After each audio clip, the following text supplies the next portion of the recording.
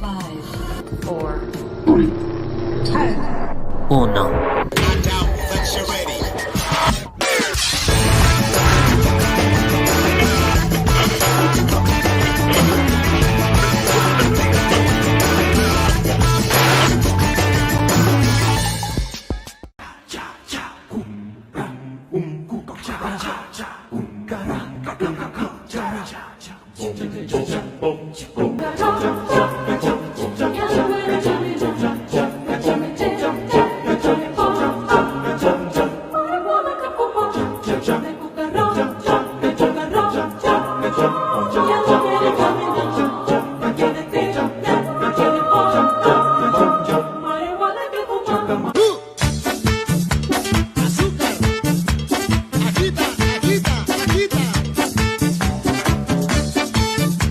Welcome to the Latino Slant Live, where we keep it fuerte on our opinions on movies, music, art, cultura, y más.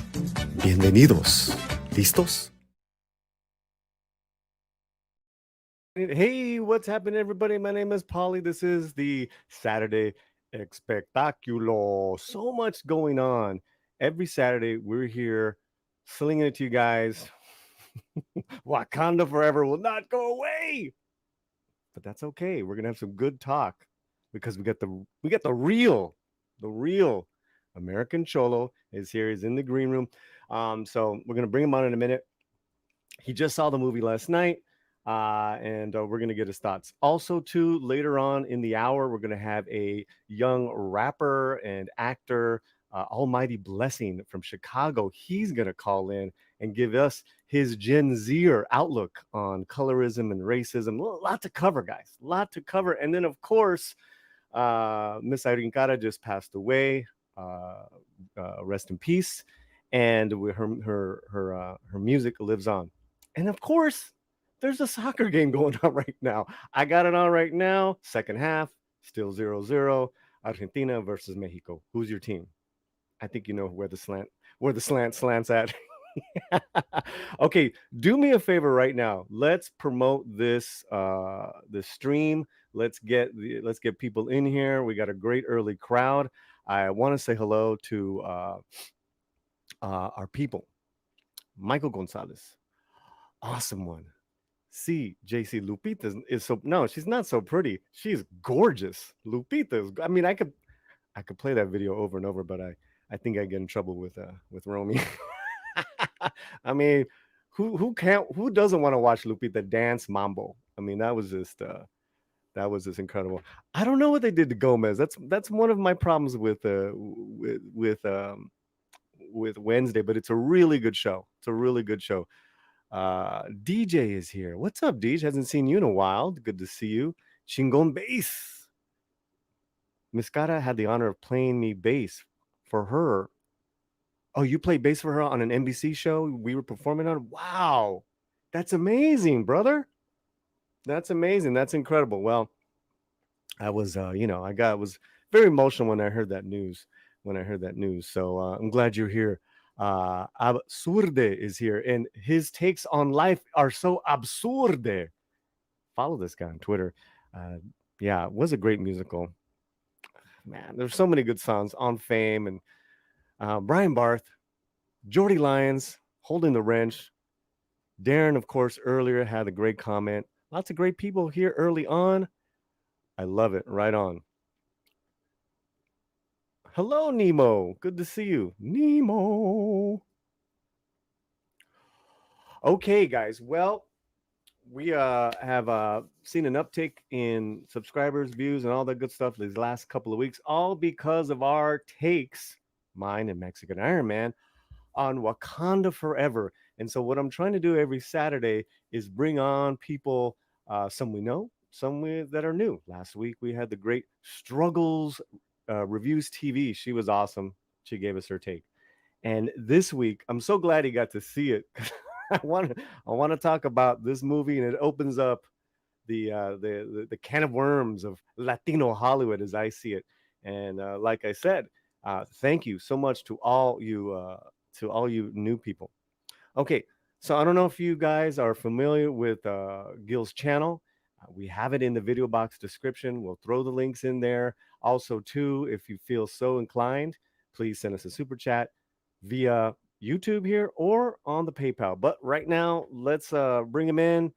He is a good buddy of the channel, and he is always in the mix of cultural, political, and all kinds of issues. He even got rapper. He had a rapper on. He had Conejo. That was a good interview.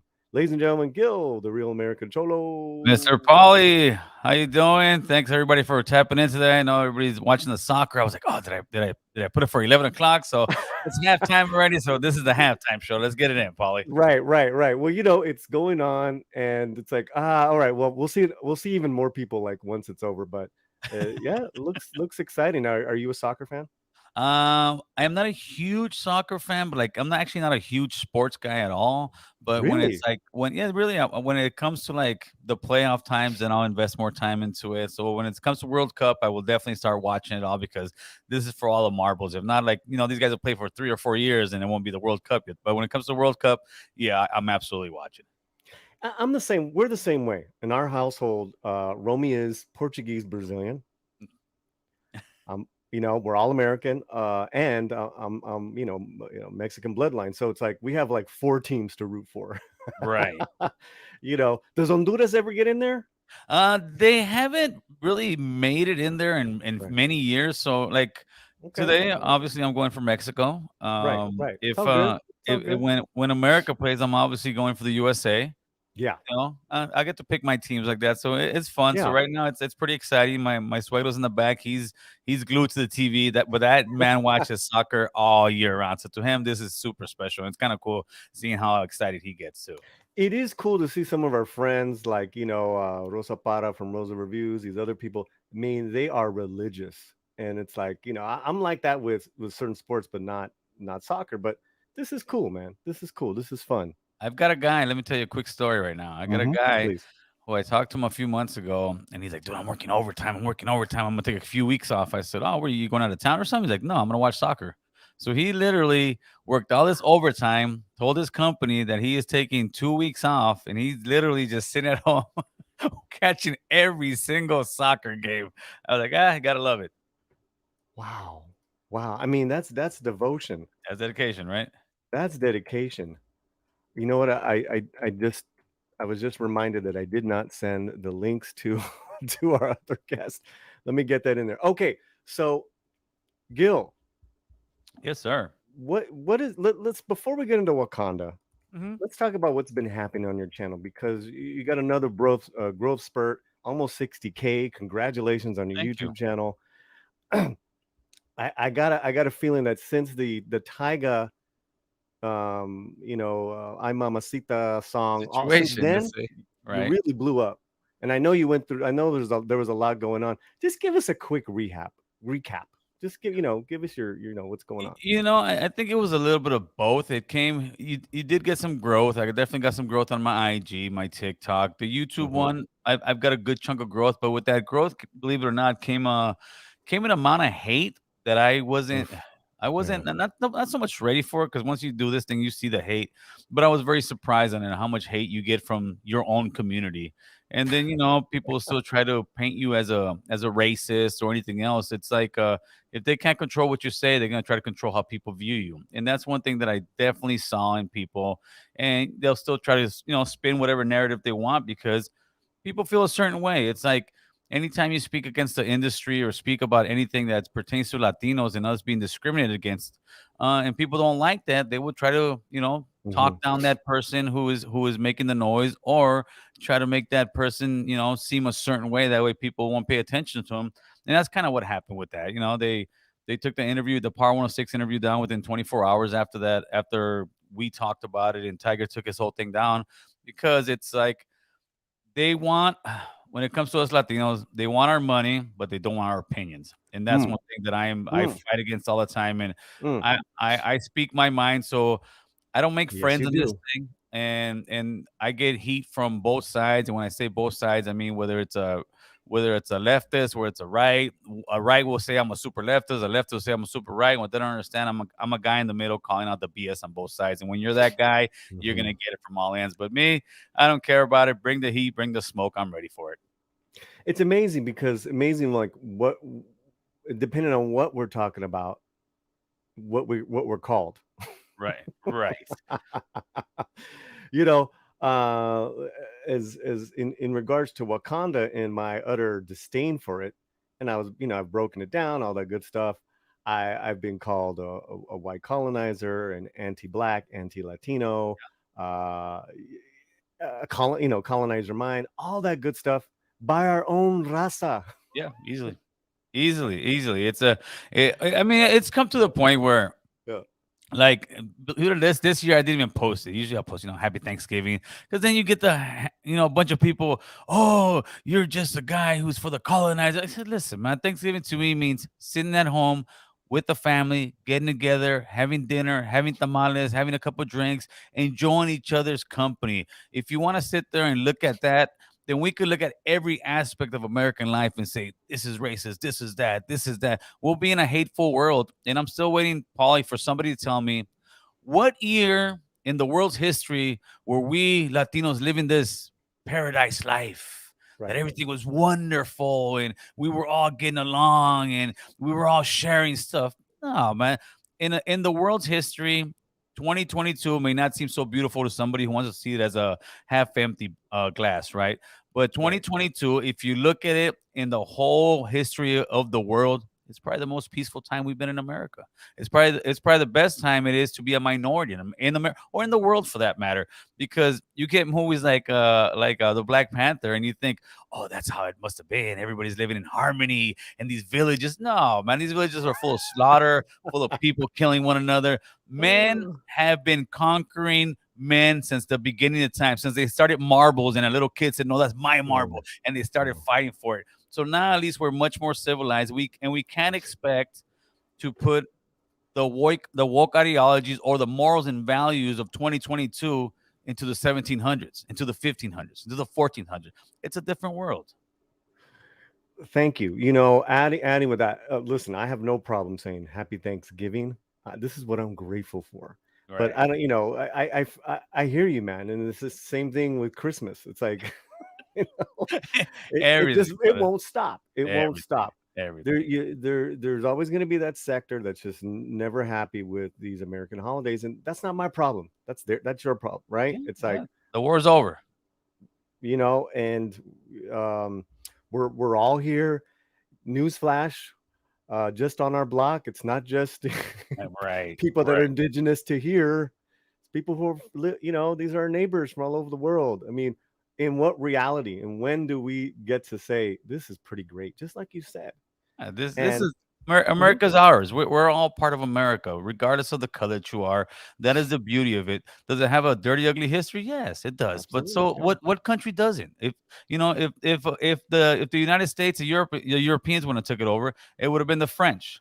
It would have been the Spaniards still. Somebody would have been here. It's not like, oh, you guys would have never came. We would have been at peace. No, we would have found a tribe to fight. We can't. I'm a former street gangbanger. I still have young guys in my neighborhood that don't get along with somebody from 4 blocks over and are mm, literally killing one another. So you're sitting here saying wow.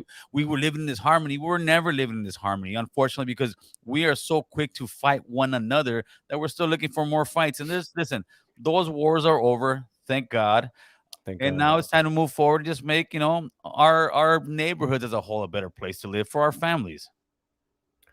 Well said, Gil. Well, I'm so happy you're here, man. Thank you for taking us up Anytime, on the Paul. invitation again. For sure, Paul. For sure. I support you guys, man. I love what you guys are doing, man. You guys are voice. You guys are out there, really, getting whatever message that you feel is important, which I do as well. And, Yeah. and I love it. I love that you don't just bow down. You go against the grain. You do your thing, and you're well spoken. You represent us very well, Paulie. Well, you can't bow down. Right. Absolutely not.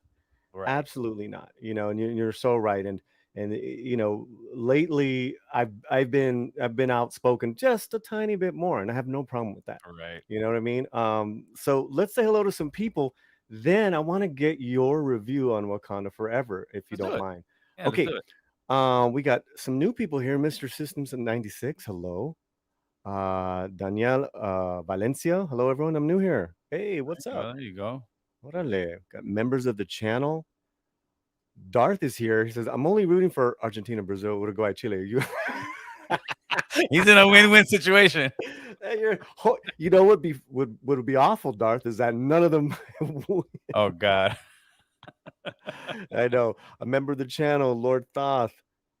My disdain is putting my eye here, Phil. Yeah. My man, what's going on, Brandon? Good to see you here. Dude, American Cholo, I love the MK cabinet. You go. You got the Oh, you Mortal got. Kombat. Oh, Yeah, he's what talking is about it? that bad boy back there.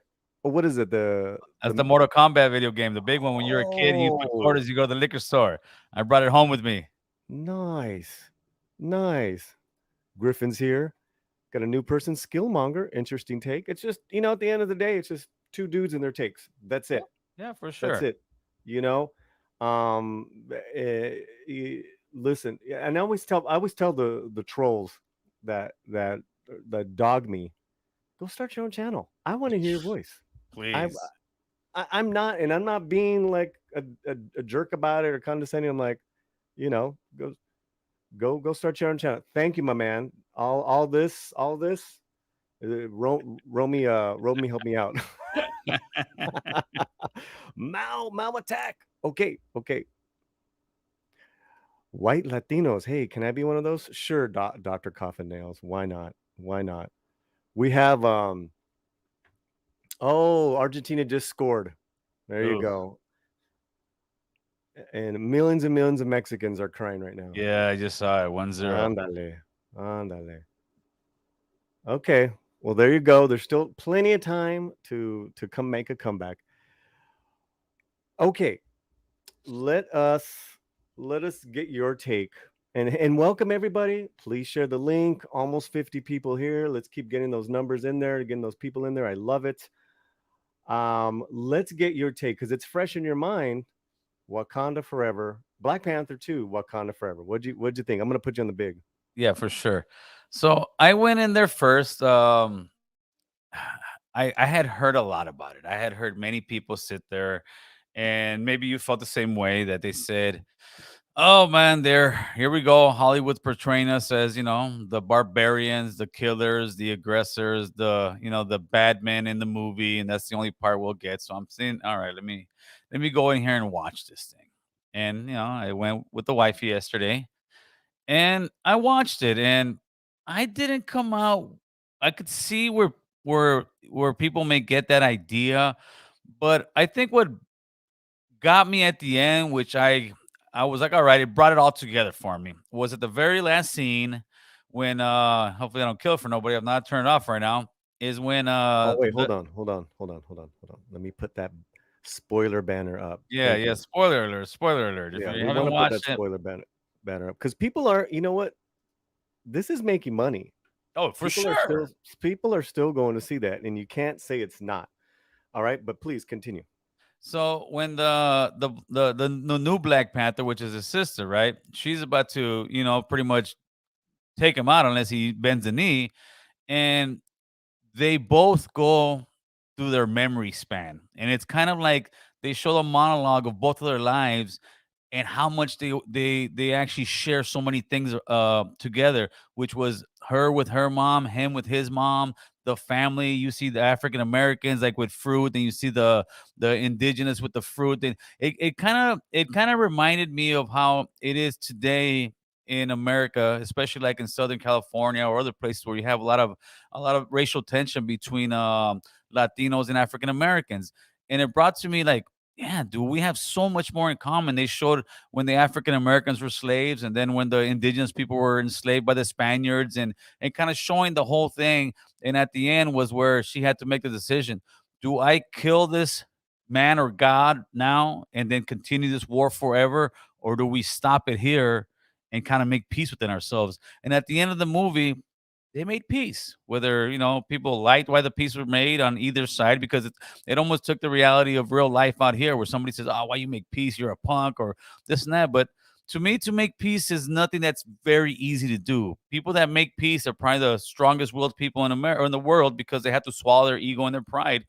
And that's at least that's the part I wanted to take from the movie. But I do know that it was almost the same old stereotypical part, but to the Mayan ones, they were right because it was like, here comes the invaders again, coming into our land, looking to take our resources, and they went to tell the people from Wakanda that, hey man, you guys got to be with us, you guys got to help us out, and it didn't happen, and that's kind of when the whole war kicked off, and I kind of see why that. Me myself, if I was in that shoes, I would be like, yeah, I'd probably go to war myself too because I'm not gonna get backstabbed and killed again like history did before.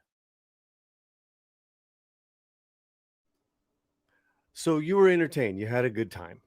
I had a decent time. I thought the movie had some parts in it that were very dead, like no pun intended. I think what it was they almost made it too much, and I understand because he was the star of the movie. I can't remember his name off my top of my head right now. The original Black Panther who passed away. Chadwick Boseman. Right. So I think they were, and they would listen. I get it. They were trying to do like I mean memorize him a lot in the movie, but it was almost like you took away from the action part of the movie and made it very flat for a certain part in the middle, and even towards the end, it was like I think they could have either just done a whole monologue in the front, a monologue in the end, but it kind of dragged in there in the middle, and it was listen, out of 10, I would have said it was, I don't know, maybe like a 6 or a 7. I didn't feel like I got ripped off, but I also didn't think it was anywhere near one of the greatest Hollywood action movies ever made. And you went with your wife, or who'd you go with? Yeah, it was just me and my wife, and I did it out of homework because I know I was coming over here to. When you asked me, had you watched it? I said no, I hadn't. So I told my wife, hey, Right. want to go to the movies? Like, yeah, Yeah. let's talk about it. Yeah, so I went with my wife, and Mhm. she kind of felt the same way. She was like, man, it was just dragging for her. It was a long movie. I think they could have Yeah. cut maybe like, I don't know, 15 minutes of pork out of that thing and made it a little bit better. But they just wanted Hmm. to go with I guess with the theme of whatever agenda they kind of wanted to push. Well, you're talking about female empowerment, lack of men. Yeah, I then that's one thing that one I will say. I I was like, mean, come, "Hey, dude, yeah. where are the guys?" I was like, "Is this whole place just full of women?" And it was, but that's Hollywood nowadays. Nowadays, to be a man, to show some kind of strength, it's taboo. They don't want to do that. It's nasty. It's like a machismo. It's a real nasty word. Being a man is a real nasty word. You have to kind of go with the flow, and that part I don't like, but you know. Hollywood is doing what Hollywood does until we actually kind of, start steering away. But I guess me going and paying for the movie isn't helping. Well, the way I see whenever I do reviews, and we have over 54 people here. That's great. Let's keep it up. That's awesome. Thank you so much. And there is a super chat coming up. That's really important, but I'll get to that in a second. The way I see it, Gil, is that I can't fully be free to give my opinion if I don't pay for it. Right. You know what I'm saying? Like no one's buying my ticket but me. No one's, freebies or, private screenings. None of that access media stuff. So that gives me, regardless if it's, a Latino film or I don't know what, it's like you're going under the same. I'm going to take you through the same fire as I would do with any film. Right. So, okay, and so she was like the same as you. Your wife was like 6 out of 10. Yeah, I think she was probably liked it less than I did, to be completely honest with you.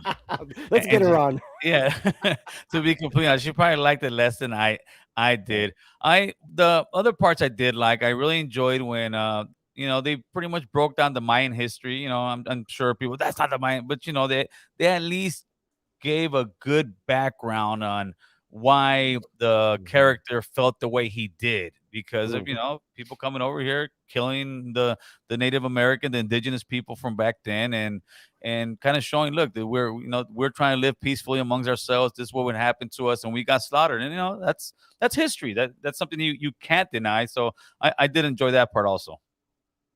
Sure, sure. No, that's fantastic. Our other guest is here. I'm going to keep you in the back, but check out the private chat. Almighty, it's in the right side of the interface. You'll see private chat. Click on it. I'm sending you some messages there. Um, Great to have everyone here in the chat. You guys are incredible members, subscribers, and a lot of new people. Members, if you guys can throw your Slantino memes out there, new people, if you can say hello, that way we can say hello back. That's fantastic. A member of the channel and one fine mama, 6, sends me $10. $10, Paulie. Send me a picture of your big toe. Ándale. Ándale. That's Ow! that's for Paulie's fans only page right there. Oh, the OnlyFans, only Polly. Yeah, only fans. They're only toes. Oh, hey, hey, dog, I'm gonna tell you something about that Uh, off the show. That is hilarious, dog. That is hilarious. Um, Muchísimas gracias, 6. This is for all the new people. I want everyone to meet our tío. Órale.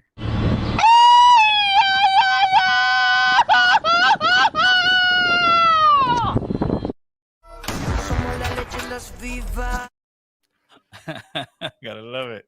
Love it, man. Thank you, 6. Thanks to all the members, everyone. It's been a fantastic last month here on the channel, and we're really blessed. So okay, so you give it a 6 out of 10. I give it a Right. 6 out of 10. I don't know if you've watched my review from before of anything that I've been covering. I'm gonna keep it real short. For me, it's a 3 out of 10. Ooh, It's horrible storytelling. What I was shocked was the film work was really cheap looking, and I can go on and on as far as character development, as far as some things that really bugged me, what bugged you, Paulie? What bugged you? like seeing a Latino man coming out of the water with a wet back. That kind of bugged me. Not once, not twice, 3 times a vato. Oh man, you know what? I didn't even think. I'm telling you, I've heard so many people. That's why I was like, so many people talking crap about, Gil, have you seen this movie, Gil? And I was like, no. In other words, I didn't want to see it and get pissed off, but it was. I see what you get it to me. It's sad because I was at least like happy that, hey, at least we got a good chunk and a role in a movie. It's almost back to that, like, you know how they always play the gangster role, the cholo role, or something like that. It was almost like that, but Sure. hey, at least we got a speaking role in the movie. No, no, listen. One of the highlights for me is when the Noche's character is speaking in Maya. I actually thought as Namor speaking Maya was very powerful, was very menacing. Right. And it was also at times very when when he's taking care of the that lady who's about to die, it was very vulnerable. But Right. I didn't get that gravitas in when he was speaking English. I thought it was silly, but hey, I love those moments. Yeah, it was all right. I think Tenoch did a valiant job. Right. I was more disappointed in Kugler's execution of everything. The Latino representation was like the fourth on my list. The first thing was like, you should have recast T'Challa. It's just this whole movie's ridiculous. Right. It's just ridiculous, and because what happens is that it's an excuse for Marvel to get in that female empowerment, which again, if it's balanced, I got no problem. But this was off balance. It made no sense. Majorly off balance. It was the She Panthers, what they should have just called it all, pretty much, because the male roles and it was very small, slim to I none. mean, you had M'Baku in, and I saw a big part of it again because I was waiting for another movie to start, which I recommend, Devotion, with Jonathan Majors and Glenn Powell. Okay. Oh my God! But Korean War jet fighters, Really? dude, that's true story. Oh, Anyways, I went in and saw a little bit of this other film of Wakanda again, and oh Jesus, I lost my train of thought with that. Okay, well, it doesn't matter. Let's hit the chat. Some people are saying Tenoch was dope in Sin Nombre. He was. Sin Nombre was a fantastic film. Did you ever get a chance to see that one? no, I haven't seen that one. I haven't watched too many films lately. That one you'd really enjoy. It is about is he Mexican or El Salvadorian? Gangs, then jumping the train to El Norte. What's the name of it? Sin Nombre. You know It's what? right there.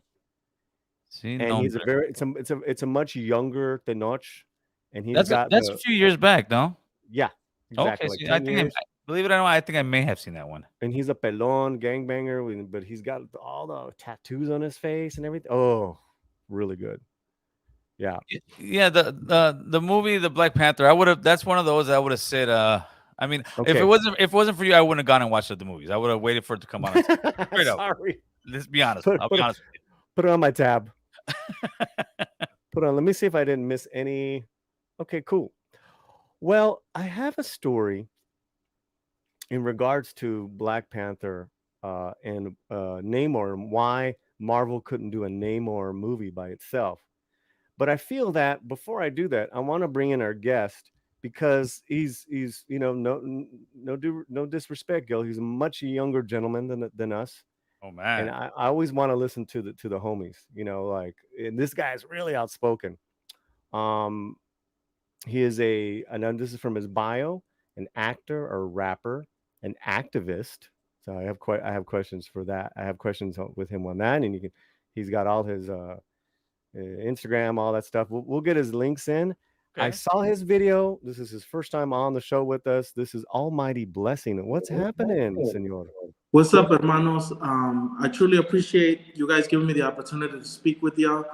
I know I am much younger, and again, I appreciate you guys giving me a voice to be here in this live stream, so we can push for our raza even more. For sure. No, no, brother. It's good to have you on here. Hey, we're not that much older. Hey, calm down now. Well, I definitely want to learn, so I'm That's still right. learning, and I want to learn from you guys. I truly appreciate. Again, I look up to people like you guys that push for our people, and thanks to people like you, we're able to have a voice. So, listen, Almighty. You grabbed my attention because I got to say you had an impassionate video in regards to this movie, in regards to colorism and racism in Spanish language media, and you're really high up on Tenoch. Give us your recap of the film and what you were saying in your video, if you don't mind. So, what I was speaking on was that again, I don't want to. I was listening to y'all conversation right before I was brought in, and he was not speaking Maya. He was speaking Nahual, because Namor Really? is from the 16th century, and he came as an Aztec. So he was, thanks to vibranium, was able to live a longer period of time. That's how he became Namor. So the Okay. language that they're speaking is Nahual. I thought they had to learn Yucatec Mayan. So later on they Yeah. do, because it's Oh, not they do just them, but it started as an Azteca tribe. as Nahuatl. And Nahual, then, so yeah, you're saying in the film they speak both, but in the yes, film. Okay, yeah, cool. All right. Please yes. continue. But see, that's another thing we we never give each other credit on our languages and how we're brought up. That's why people have misunderstanding on everything we do, and that was part of my video, and how it ties into colorism, because us as Latinos, we forget that where we come from, and we whitewash ourselves, we dilute ourselves, because the media wants to push for a white individual or European descended individual rather than a mestizo like myself. And that was my problem with the movie, because when Tenoch Huerta, much love to that hermano, he was pushing for us Latinos opening a door in Hollywood, and especially in the Marvel universe. And what I was watching on social media was our own comunidad bashing on him because, oh, he wasn't light complected and he didn't look like Namor, the character on the Marvel comics, because Namor in the Marvel comics is white complected. So why didn't they make him a white complected Latino rather than a dark complected Latino? I felt personally attacked because I'm an actor, and it's been hard for me to get to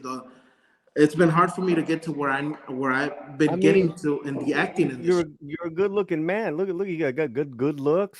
Thank you, hermano. I see actors like you working in a lot of shows. But You know, I know you're in Chicago, so maybe you want to come to LA, homie. Not you know, I love LA. I've never been to LA, but most of my fan base is out of LA. So much love to LA. I truly appreciate you guys always pushing my content out there. And you know, we need a voice out here. When I tell people there's a heavy Latino community in Chicago, they look at me surprised, like, what? There's Mexican communities in Chicago? I'm like, yes. Little Mexican village. and Puerto Rican, yes. Village, yeah. Yeah, little village. Where I live Southside. where I live at right now. I was also raised in Commercial, the very first Mexican community in Chicago. Wow. So I tell them all the time, man, the cultura's out here, and we're out here thriving. We just need I want to stop together. you for a second because you were talking about colorism and the white construct, where a lot of you know, really hardcore indigenous historians will even say mestizo is a white construct. It is. You know, so I get where you're coming from. I'm just wondering, at what point does it stop being entertainment? Because after all, we're talking about a superhero movie, and does it become a documentary or something other than that? So I'm asking, I'm throwing that back to you.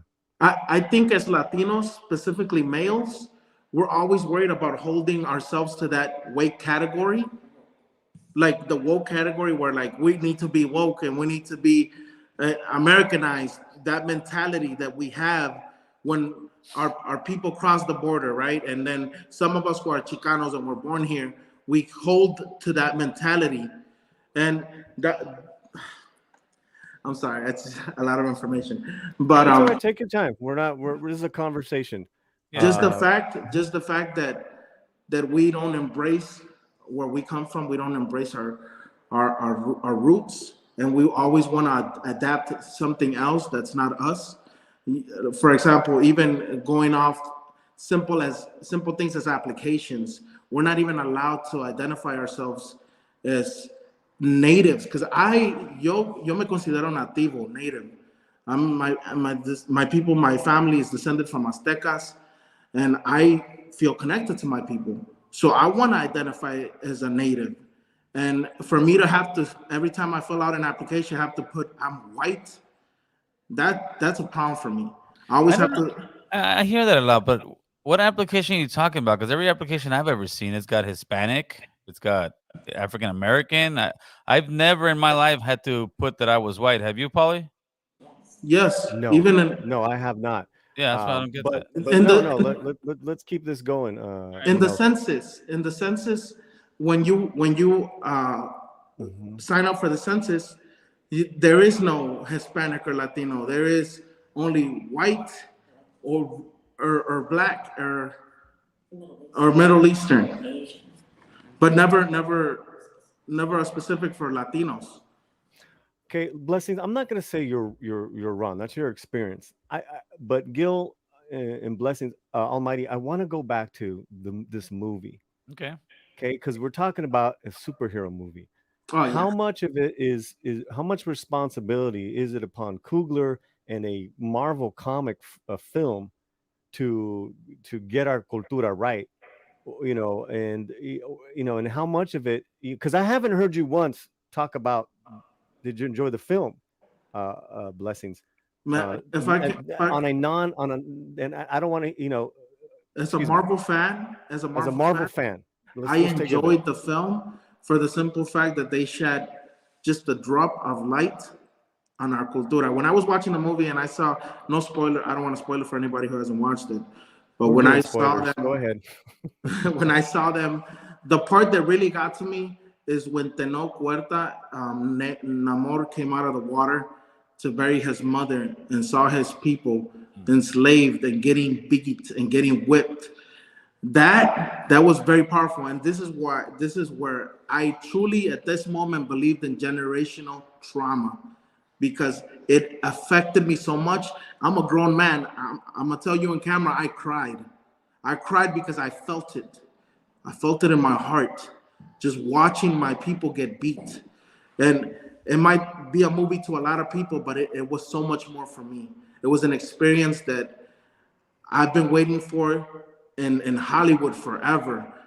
And again, we go back to the point where everybody who acts, every actor is always got to play a gangster role, or it's got to play a bandido. You know, in the 1920s, 1930s, every Latino dark complected was, every actor had to play a bandido. Oh, you're gonna be in the movie, you're gonna be a bad cowboy, you're gonna be a bandido. You know, it was never a leading role. So watching Tenoch Huerta and Black Panther 2 being NAMOR, it gave me some hope because I had no hope.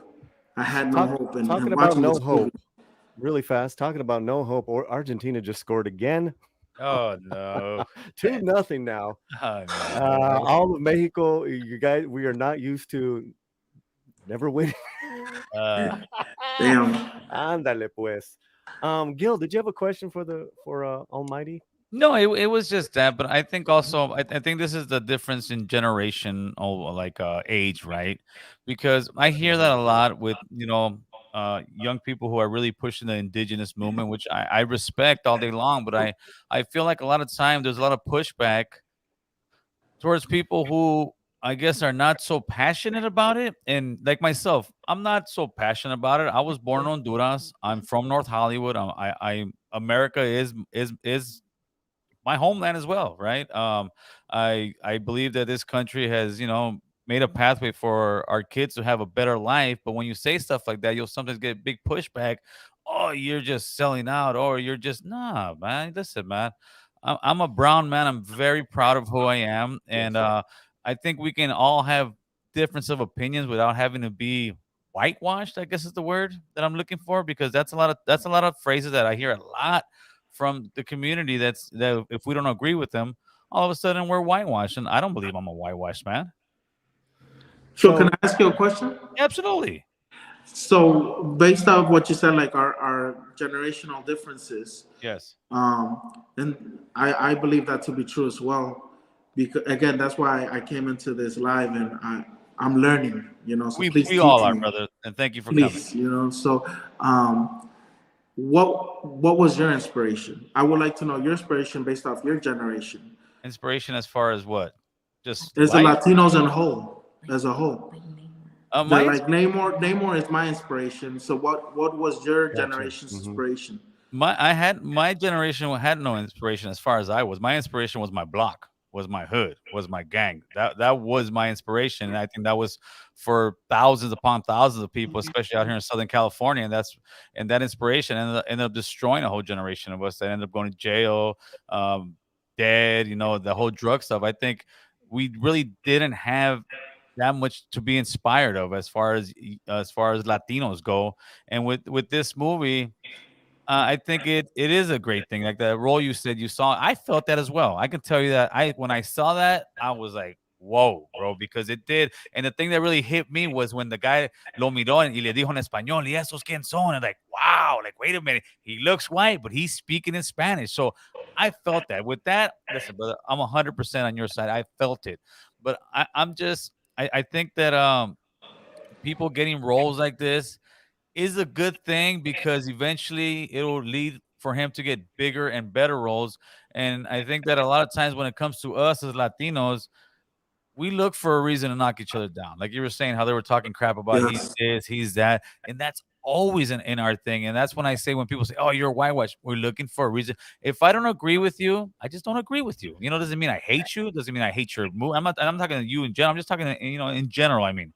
And I think we as Latinos find a reason to really fight one another more than anybody else. And we're always kind of saying, okay, like let's say let's push the indigenous part, the colonizer, the this, the that. But the one who's pushing more against us is our own. The one who's always Yes. put us down is our own. So I'm like, wait a minute, brother. Yeah, they did this, they did that, but in 2022, it's my kind doing all the killing here. It's my kind selling all the drugs here. It's my kind destroying the whole thing here. Does that part from the past have something to do with it? Absolutely. There was drugs being sold in the inner cities of LA and everywhere else from the government. So definitely all that stuff has a part. But now in 22, I'm almost to the part like, hey, man, we need to become self-conscious of we're fighting our own and we're our own worst enemy. And the way we get through that is to have conversations without having to call somebody a coconut or a sellout or this or that because they don't agree with you. And that's the only kind of point I was trying to make with that. And that's why I say, hermano, like we need to unite. That's why I use Right. the perfect example is Black Panther 2, because the African American community, they don't have the voice that they need to have at the moment, but they have a voice. We Yes. don't even have a voice in Hollywood. We don't Absolutely. have anything. So just getting this again, a glimpse. I'm it's, I'm excited. It's I'm sorry. I'm excited. I see hope. I don't have any hope. Like como tú dijiste, we're different in generations, but hermano, I'm from Chicago. I grew up in the streets too. I was supposed to be dead at 18. I was in a coma. That's why they call me Almighty Blessing. I got beat with bats. I was about to die, and I had a awakening. I'm like, why am I killing my people? Why am I killing my people over a street that the government owns? Yep. Across the street. So this person could be my familiar from down generations down and from Mexico, and I'm over here trying to kill him over some street numbers. Or So some yes, ego. trust me, hermano. When I say that Hollywood, we need a voice in Hollywood, unity. That's what I want, unity, because I see it, and it's this time. If we just sit here and we talk about it and we don't push for it, it's never gonna get fixed. It's never gonna get done. So Namor is the start. It's the spark plug that we needed. I got one for you, Paulie. I got one for you. Let's put a pause on that. All right. Okay, can you make it? Yeah, go ahead, because I want to read some chats. Yeah, I got one Super for you real chat. quick, Paulie. Yeah. Don't you think though, making that movie money helps that what Blessing's just talking about, to get more Latinos on the screen? If this movie were to make more money than the last ones, and they show that the Latinos were the ones that really came out, because the last time the African Americans were pushing it, watching it twice, 3 times, and God bless them because they did their thing, and that's why this movie was remade. Now, don't you think it was a good thing for us to go watch this movie and actually raise the numbers up so they could say, hey, man, we need to invest more money, and we might just make a whole movie on Latino full characters? Yes and no. It's already been done. It's already been done, and it's been done. That's the misconception, that before Namor there was nothing like this. But I wanna put a pause on that. Yeah, shoot. You guys are fantastic. Got Almighty Blessing here, American Cholo hanging out with us. Over 70 people in the chat. Let's get it up to 100. So let's promote and get this link out there. So cool.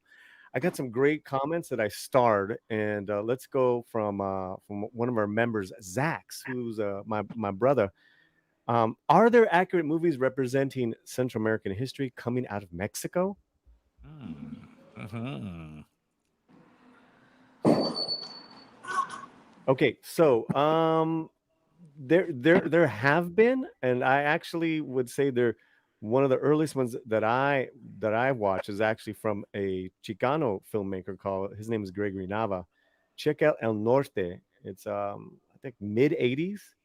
And Gregory went on to do Selena and a couple other things, but it is a Central American brother and sister that come to the States. Fantastic movie in Spanish and English. Check that one out. That is a great flick.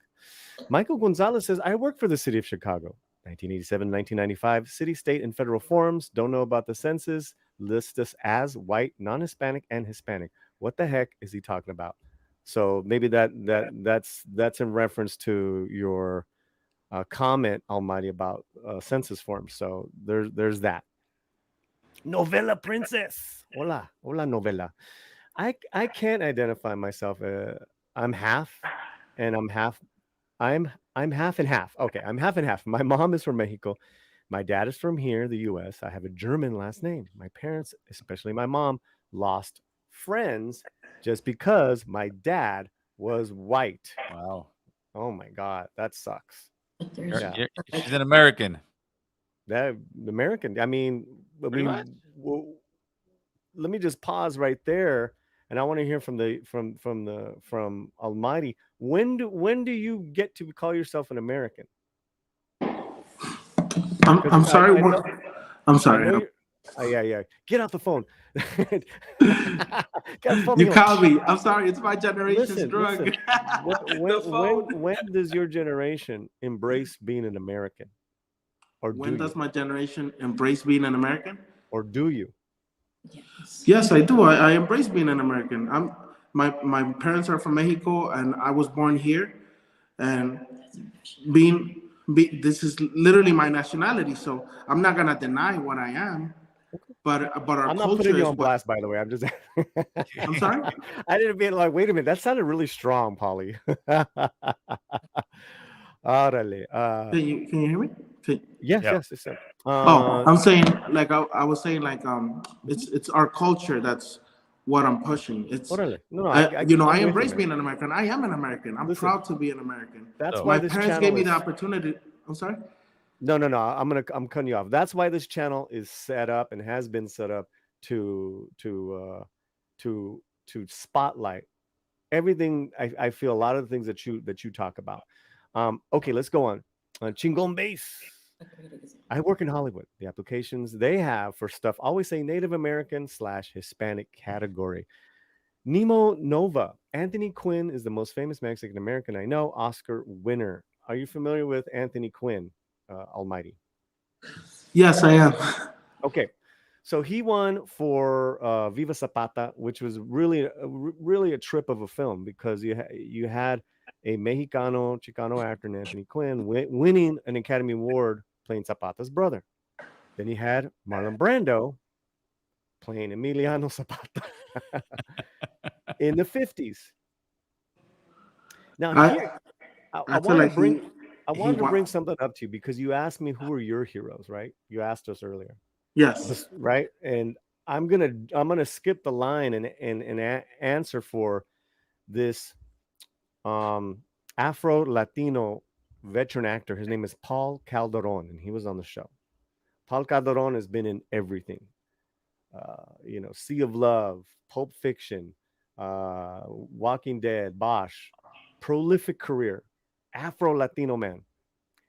And he said Anthony Quinn. Anthony Quinn. When I was a little chavalito, he said, I was, in New York, I saw this movie, Viva Zapata, and it was everything to me. So kind of like your Namor moment, you Yeah. know? Okay. And I'm going to do one more. Chingo Bay says, my dad and Theos were my inspiration. Superheroes growing up, not some goofy super ass superhero in green chones. Okay, I won't read the last line. man. Andale. Okay, so what did you guys, please, now's the time to say, if you had something else to say, Almighty. Uh, so, no, I mean, again, everybody's entitled to their own opinion, right? And that's the beautiful thing of again being American is being able to have your own opinion. Mhm. So I have nothing to say against people's opinion. Well, I have my own opinion, and everybody has their own opinion.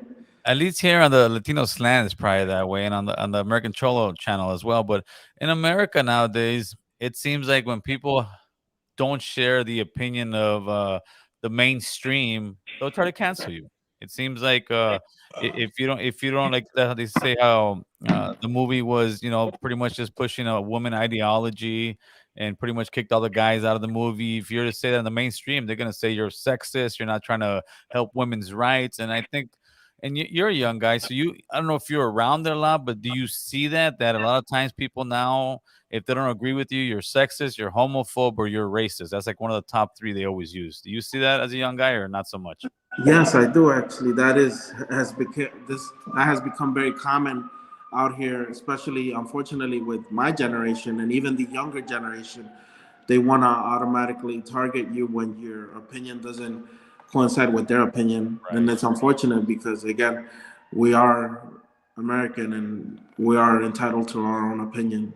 Well, that's the beauty of America. You're supposed to be able to speak up without worrying about anybody, backlash on you, trying to get you fired, trying to get you canceled. As long as you're not just blatantly disrespecting somebody. If you don't agree with a certain thing, it should be like, all right. But at the end, if it doesn't work out, we can just learn to agree to disagree and keep pushing the conversation. But it seems like America is becoming more and more sensitive. But the more and more sensitive they get, the more they're gonna have to eat each other, like as far as destroying one another, because we're not perfect human beings. We're human beings by nature. We're gonna make mistakes. We're gonna say things maybe that we shouldn't have said. And I think to try to make everybody sound like we're these perfect people is it's gonna just make it worse and worse in the long run. That's true. Um, let me do a couple things with the chat, and then I want to get back to this film. We got a new member, Absurde. I don't know if you're renewing or what, but I love this guy's takes. I think he's in Chicago as well. We have a great, really international crowd here of Slantinos. All the members in the chat right now, hit your Slantino emojis. Show our new friends and everybody some love. Órale. And the great Mexican Iron Man is here. Finalmente. Raising funds for the war against the Wakanda superpower oppressor. Please send money for my blue Mexican fish cousins. Need money for more water balloons, grenades, and seashells face masks. Hashtag blue Mexican fish lives matter. I guess you know where this guy stands. Totally thrown off. Me and Mexican Iron Man are not fans of this movie, and he is being funny, Almighty, but we're just not fans of the movie. Almighty's like, damn, what show did I come on? Hey, but again, everybody's entitled to their own opinion. Do you see a second part coming on here? And do you believe that they're gonna still make them the bad guys, or they're gonna work more hand in hand? You asking me? Yeah, I'm asking you, Paul. I'm asking you, Paulie. I'm asking you, Paulie. Oh, hey, how you doing? You're asking Paulie. Before we do that, let's give thanks to all those super chats for sure and members and everybody. This is for you guys.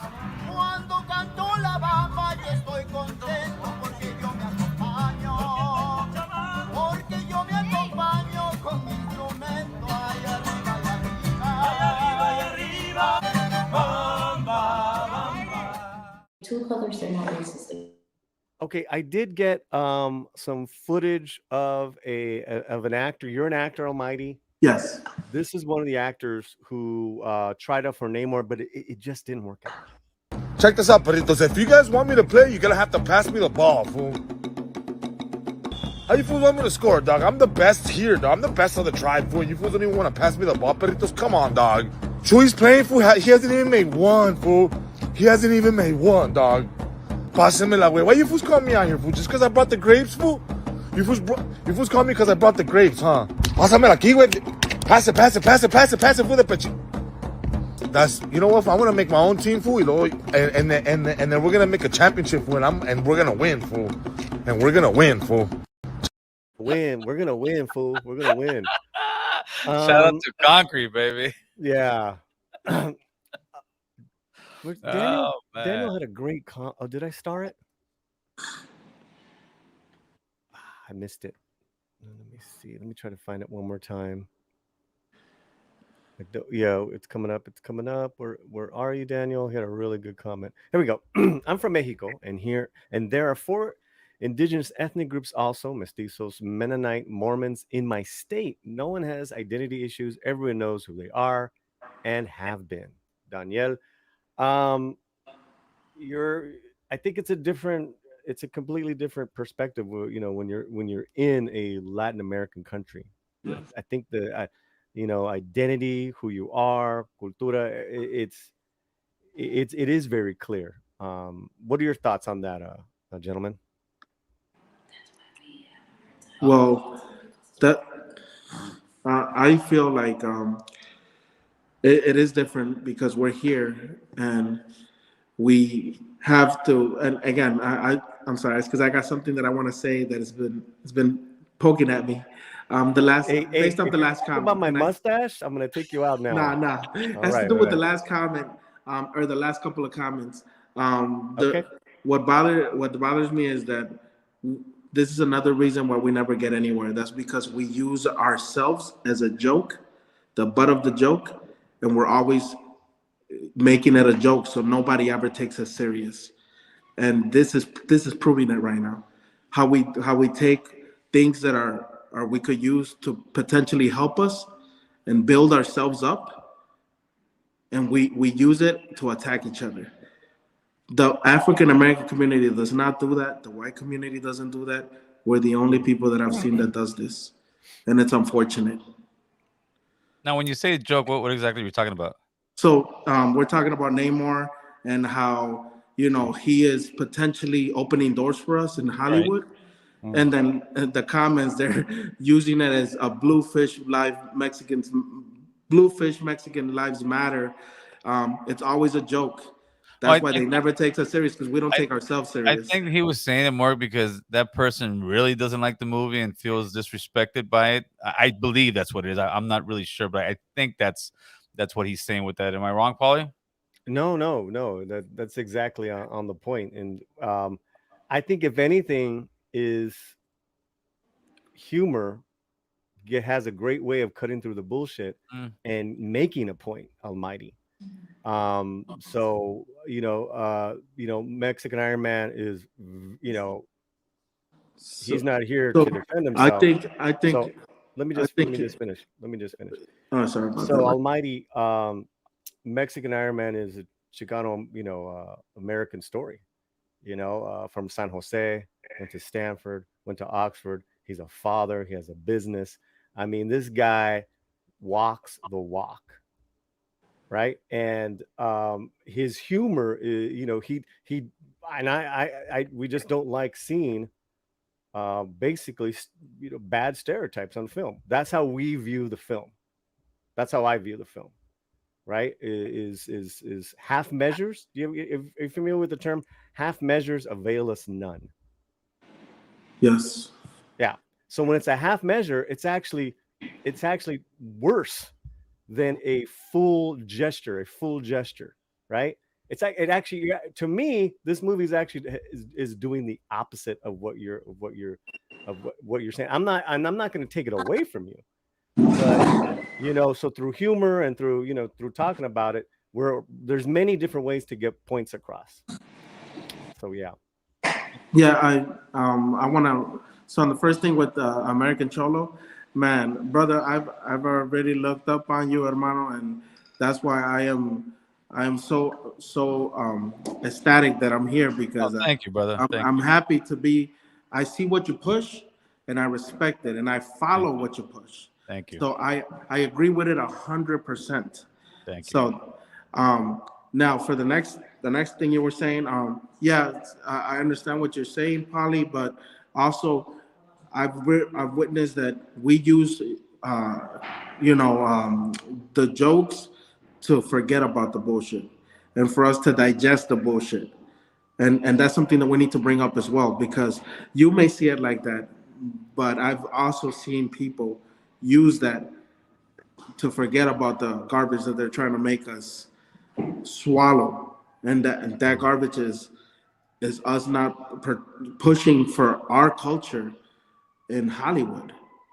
So it's always a joke, and it stays a joke. We never come back to the topic of taking it serious. Well, listen, And we can go back and forth, right? It's just an opinion. Right. I know I'm young, Right. hermano. No. And I'm again, not. thank you. I'm learning. No. I'm not. That's an. I'm old. I'm young. All that's an excuse. We're just guys. We're just guys talking, right? And we can go back and forth on this, which is fine, But I go back to this movie, gentlemen, because when I was talking about half measures, the Latino representation, or whatever you want to call it, in this film is my least worries about this film. It's a horribly written film. The characters are the dialogue is doesn't make sense. The action of the main characters don't make sense. Then you have this Namor in there, right? So as a storyteller, it was so there was nothing cohesive about it. It was almost three different little movies jammed in. And then I compare it to the first Black Panther, which was a cohesive story about Black men and their fathers and sons. That's what Mexican Iron Man is talking about. Mexican, is our superheroes first should be our family. And if you don't have that, it's whatever mentor in your real life is there. Those are the superheroes. We cannot. I cannot look to Hollywood to uplift my community. And let me just say one more thing about stereotypes in television or film. Tenoch Huerta got this role because he played a drug dealer in Narcos Mexico. That's what Kugler says. What Winston Duke says. Why? Because Narcos Mexico is a meditative study on the human condition of greed, of power. I mean, it's amazing storytelling. So listen. I am all about. And not having Latinos. Someone said something. It's going I am down. all about representation when it comes to great storytelling. I am not about half measures, false prophets, all that stuff. I'm not with it, man. And I've been in and around this business, blessings, since the early 90s. Maybe it's time for you to retire, Paulie. No. Whatever. I, Man, I, why are you guys dogging me on both my shows? I actually listen, Almighty says, hey, American Cholo, we're I going really back and look up forth. to you. But Polly, I'm like, dang. Listen, I Okay. like I said, I gave it a 6 out of 10. I did really enjoy the part where Blessing was saying about him coming out as a little boy and seeing the reality what happened to the motherland. I do see the part in the where he did have a very big connection with his mother. That his mother was like a huge part of his life, so that it did bring the family part into it. And I see it a different way, Paul. I see it that this will hopefully help to tell more of a story, because one thing I have noticed with us Latinos, and even that, when I'm a Latino, I'm a Chicano, I'm Hispanic, I'm this. We'll argue over anything, brother. We'll argue over what's better, Bud Light or Budweiser or Miller, and we'll fight all day for it, right? Right. Like any show that's out there, Paulie, there's a lot of people don't like it. Hentified. Did you like Hentified, Paulie? No. I really liked Hentified. I thought it was good for the culture. I thought it was, I mean, I just think we're never going to get that perfect, we're never going to get another Selena, homeboy. That's what it is, and we're still looking for that perfect movie, and it doesn't happen. Well, because the preview, if you go to a film with that intent, you're never going to get that 100%. Right. Selena is an incredible story. It's an incredible tragedy because Selena stardom was on the rise. She was, you can't write something like that. Right. That's why to this day she still has a global fandom. So if Selena would have survived by now, she would have been in the gutter because we would have found something wrong that we didn't like about Selena. And that's just she how we would have do been it so much. canceled. She would have been canceled because she's pro-life. There you go. There's always something. There's always something. Almighty, you haven't said anything in a while. Please give us your Oh, please! Again, I'm learning. I'm taking all this information in, and I'm trying to.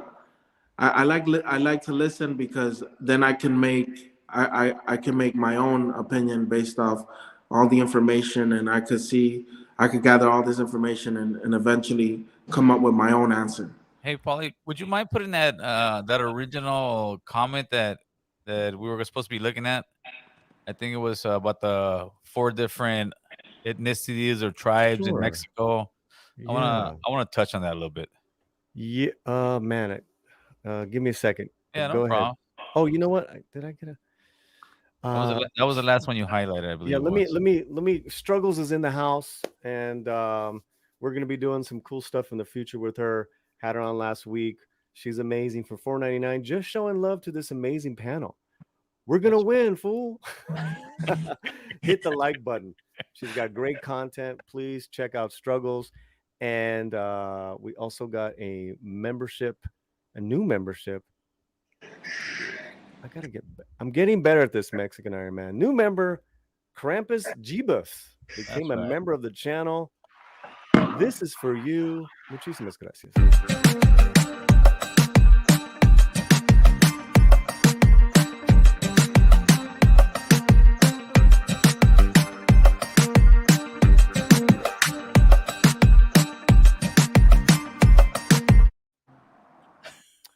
Okay, I'm trying to find that one. This from Danielle, I believe. Yeah, I think it was Juan Danielle. I'm almost there. I'm almost there.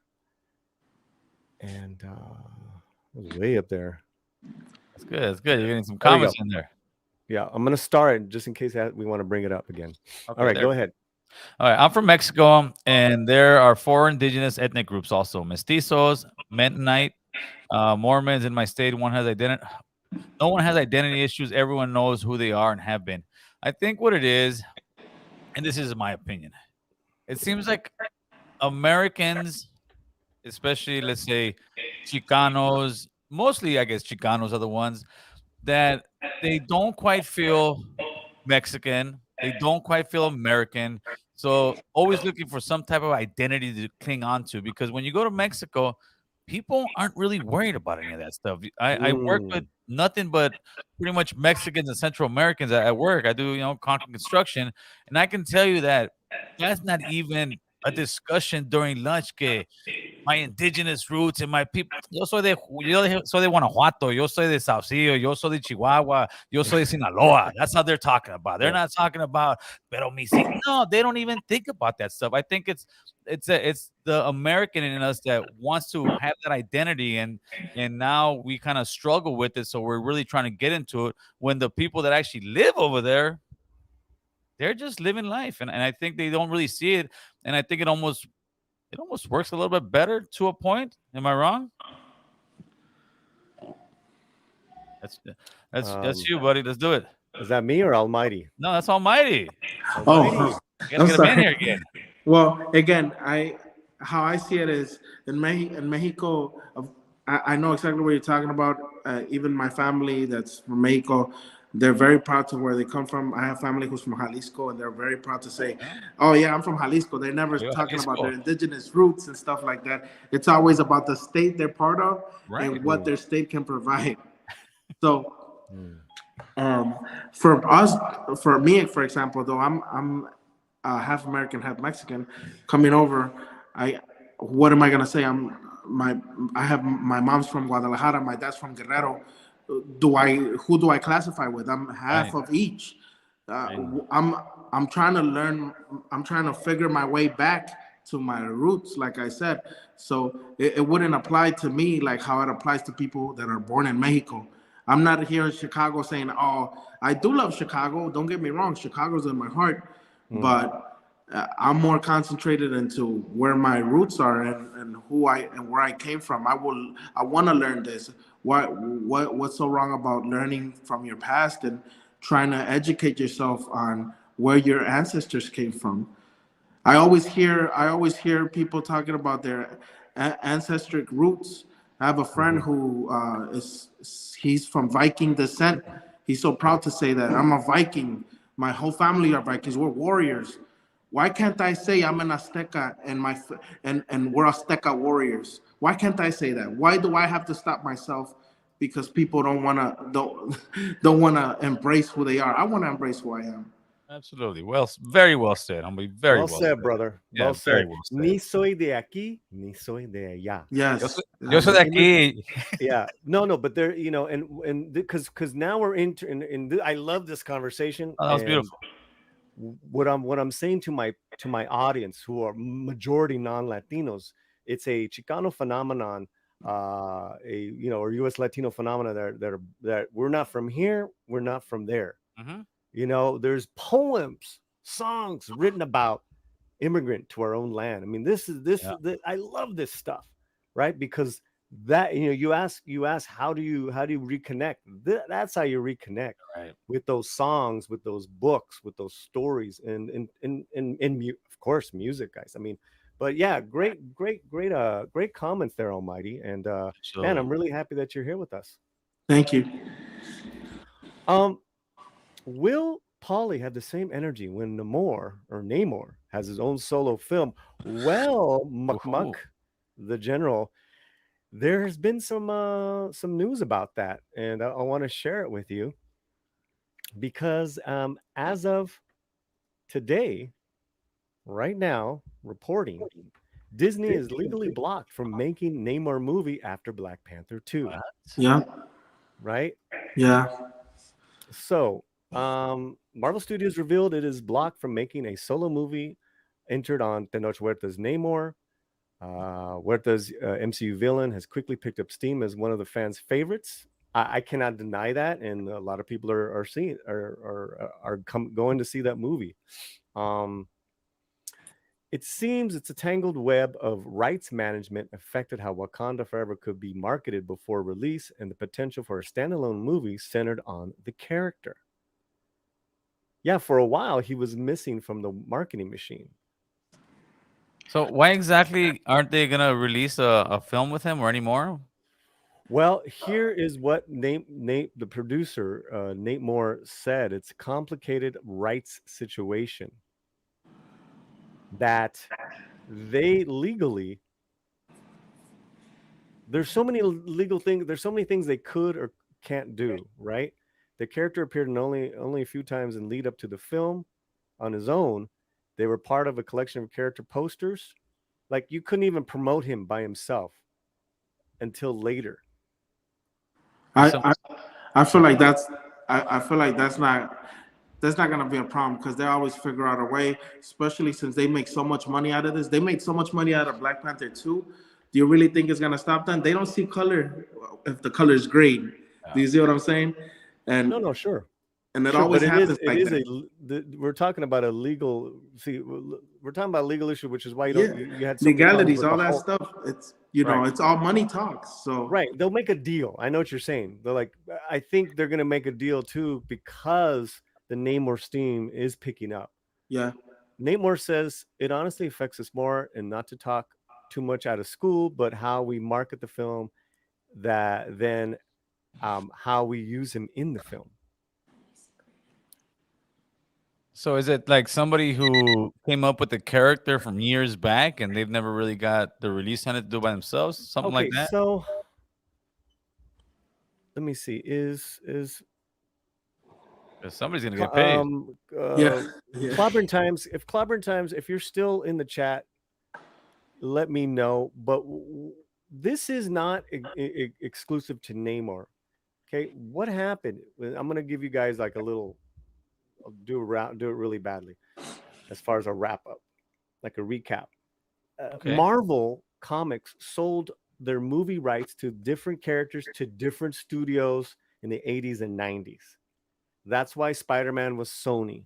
That's why the X-Men were everyone they were all, it was a mess because Stan Lee and them needed feria. Yeah. That's what it was. And you're still getting that. We're still seeing the effects of that.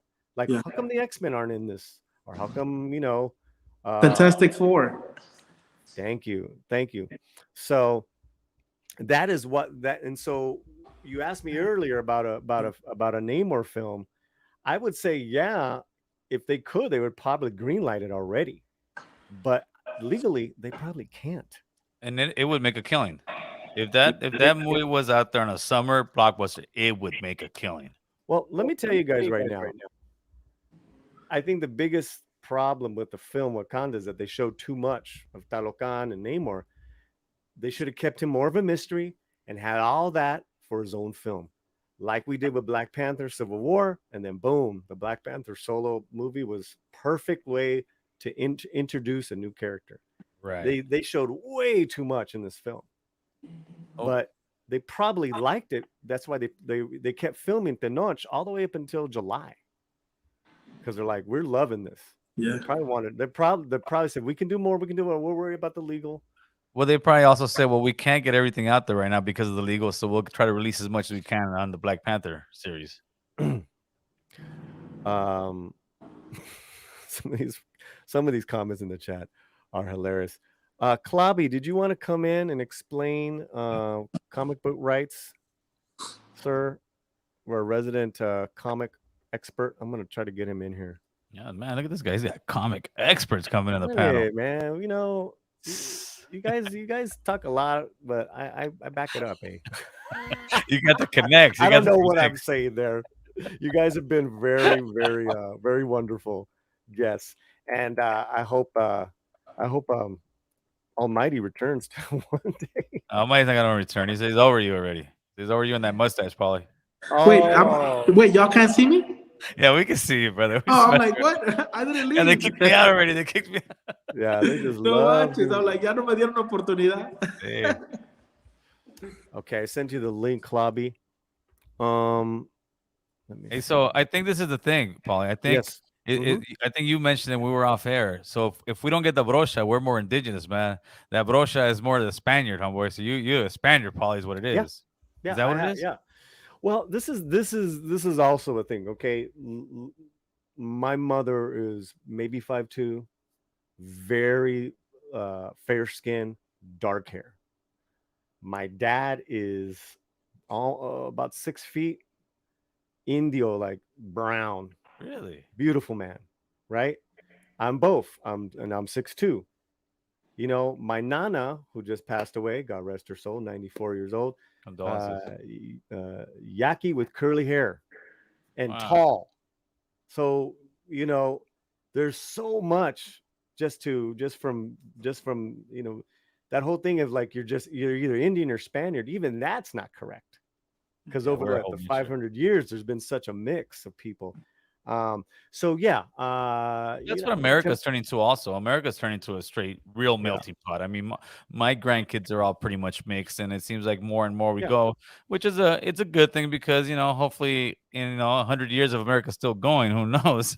Well, It'll be where race isn't really seen as much as it is, and with the younger generation, it definitely isn't, which is a great thing. Well, let's bring in Clobberin Times Do it. to talk about this legal matters. He's got his own channel. He ran a comic book store. I think he sleeps on a rack of comic books. Clobberin Times. Yeah, that's why my that's where the inventory went. Can you hear me? Can you explain this kerfuffle about the Namor and Universal still owning the rights to Namor? Well, you pretty much, it's pretty simple stuff. I mean, obviously, as far as just explaining it, you've pretty much handled it. But Okay. Firstly, in the late 70s, Marvel started doing stupid deals like that with Hollywood. As you know, they started to have some TV shows like The Incredible Hulk, and actually the Spider-Man TV show that wasn't quite as successful, and a couple of TV movies like the Captain America one, or Doctor Strange one, that kind of stuff. And then later they did a Howard the Duck movie. So they were selling these rights piecemeal, depending upon the character, in pieces. They had cartoons. It was very complicated. And then in the late 80s to the early 90s, I think Revlon bought them out or whatever, that idiot Ron Perlman or whatever, and started running them into the ground. They were already in trouble. And eventually they did it again, and they did it worse. So yes, they're in pieces all over the place. Universal has, I think, Namor and the Hulk, and maybe Silver Surfer, if I remember right now. No, not Silver Surfer anymore. So it's all over the place. Who has what now? I can't even remember all of them, but I do know it's Universal with Namor and the Hulk. So, however, just recently, as you know, they started getting some of them back here and there, or at least making some deals to be able to use them. Right now, they still, as far as I know, can't do a movie without making a special deal of the Hulk, for example, or of Namor. And then you notice in the film, they don't call him the Submariner. They don't. They don't. And they don't even use it. And his Imperious Rex is in an indigenous language when he finally says right. it. Yeah, it wasn't in English. Right, exactly. So you can't even say that. It's a mess. That's right. Can't I mean, I guess, I don't know. I guess they could probably. I just, that I'm not sure. I don't know if there's any legal reason why they couldn't do that or not, or Coogler was just being pretentious. I don't know. Well, I'm not sure. Dude, fantastic take on this. Sure. As far as why we haven't heard of a Namor movie being greenlit, this makes sense. Why? That they're still trying to work it out with Universal. Clobberin Times. Yes. Oh, well, look, if they can get it done, obviously, because they can make a deal and do it. Remember, they even did that. Although the Incredible Hulk from 2008 or whatever it was, that's still not completely owned by Disney, even though it's considered in the MCU. Wow.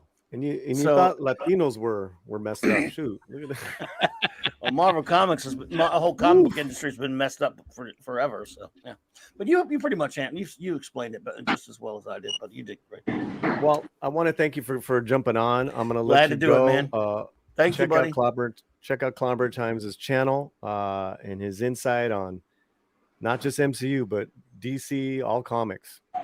Well, thank you, buddy. American Cholo, and almighty blessing. Good to meet you guys. You take care, man. You're doing great show. Hermano. Later, my friends. That was dope. I mean, in all seriousness, he's like the first guy I met when I started doing the YouTube channel a couple of years ago. He's a really incredible dude, and I just go to him or a couple other comic book experts. So yeah. Now, let me. There's been some great stuff happening in the chat. and then I want to come back to Latino representation as a whole in Hollywood and what you said about, hey, shouldn't we be, giving this movie our money? I have a theory, and yes, look at pimping out Almighty Blessings YouTube channel. Thank you, Brandon. Thank you so much. Thank you. Okay, so we have some awesome things going on here. Copper Indio for $5. The member of the channel. Heolito, gentlemen. Great discourse and refreshing that we can get different perspectives on what authentic representation and storytelling should be. Thank you, Indio. I appreciate you, man. Thank you so much. George the Giant Slayer, a buddy of mine, has become a member of the YouTube channel. Wow.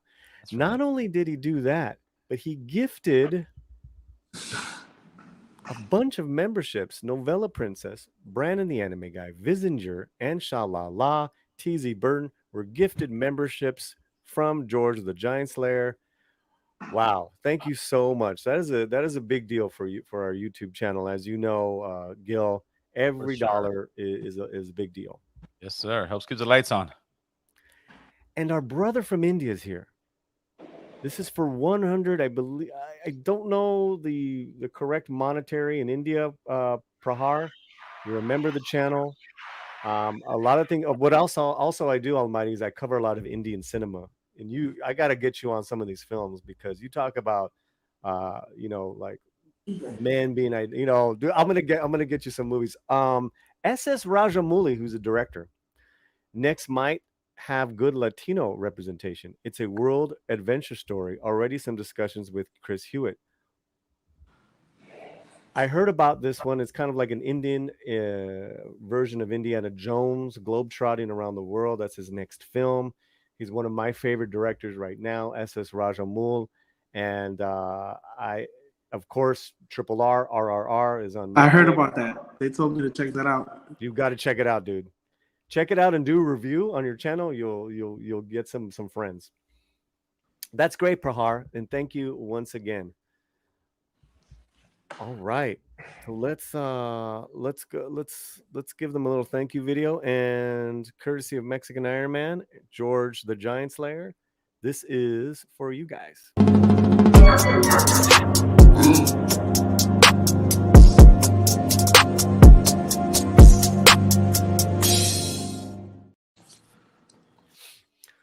So, Almighty, you say you're an actor and you're trying to make it in the business, and you're talking about being an actor who you're just considered for drug dealer roles, or or maybe a cholo. Yeah. And I'd have no doubt that's out there. Now, I do know that there's some well-written roles that have those stereotypes. If they're well written, would you play those roles? Yeah, of course, I don't have a problem with it. Just the fact that I haven't seen any other representation for dark-skinned individuals like myself to play leading roles that aren't villains or, drug dealers, cartel members, gang members. And I hear this joke going around a lot where they always use Danny Trejo or what's that guy's name? Hector, I was playing the gangster role. The same two actors, right? Yeah, right. Same two actors for everything. Everything that, of course, that's a drug dealer, a gang member, or a cartel member. It's never anything other than that. Well, why do you think those stereotypes prevail so? Because, mafia movies, drug movies, gangster movies, since the dawn of cinema, have always been there and been the huge hits. Back in the day, for decades, it was the Irish mafia, then the Italian, and I'm talking about on film, Cagney, Edward G. Robinson, right? And then you move to the Italians with the Godfathers and all that stuff. So this isn't just to me a Latino phenomenon, right? This to me is a genre. Why do you think that is? Well, again, where I'm coming from, I'm from Chicago, and we're known as the city of gangsters because of Al Capone, and the Italian mobs out here and the Irish mobs. So all that derives from that, having to see what's going on in our street. And yeah, like how you said, we we tend to always get those roles, and never anything positive when it comes to the acting. So but the thing is that me myself, I'm not gonna speak for anybody else. I've been pushing for positivity even outside the acting industry to try to show that we're not just bad people. Everybody always thinks bad. You know, they always judge me based off my cover.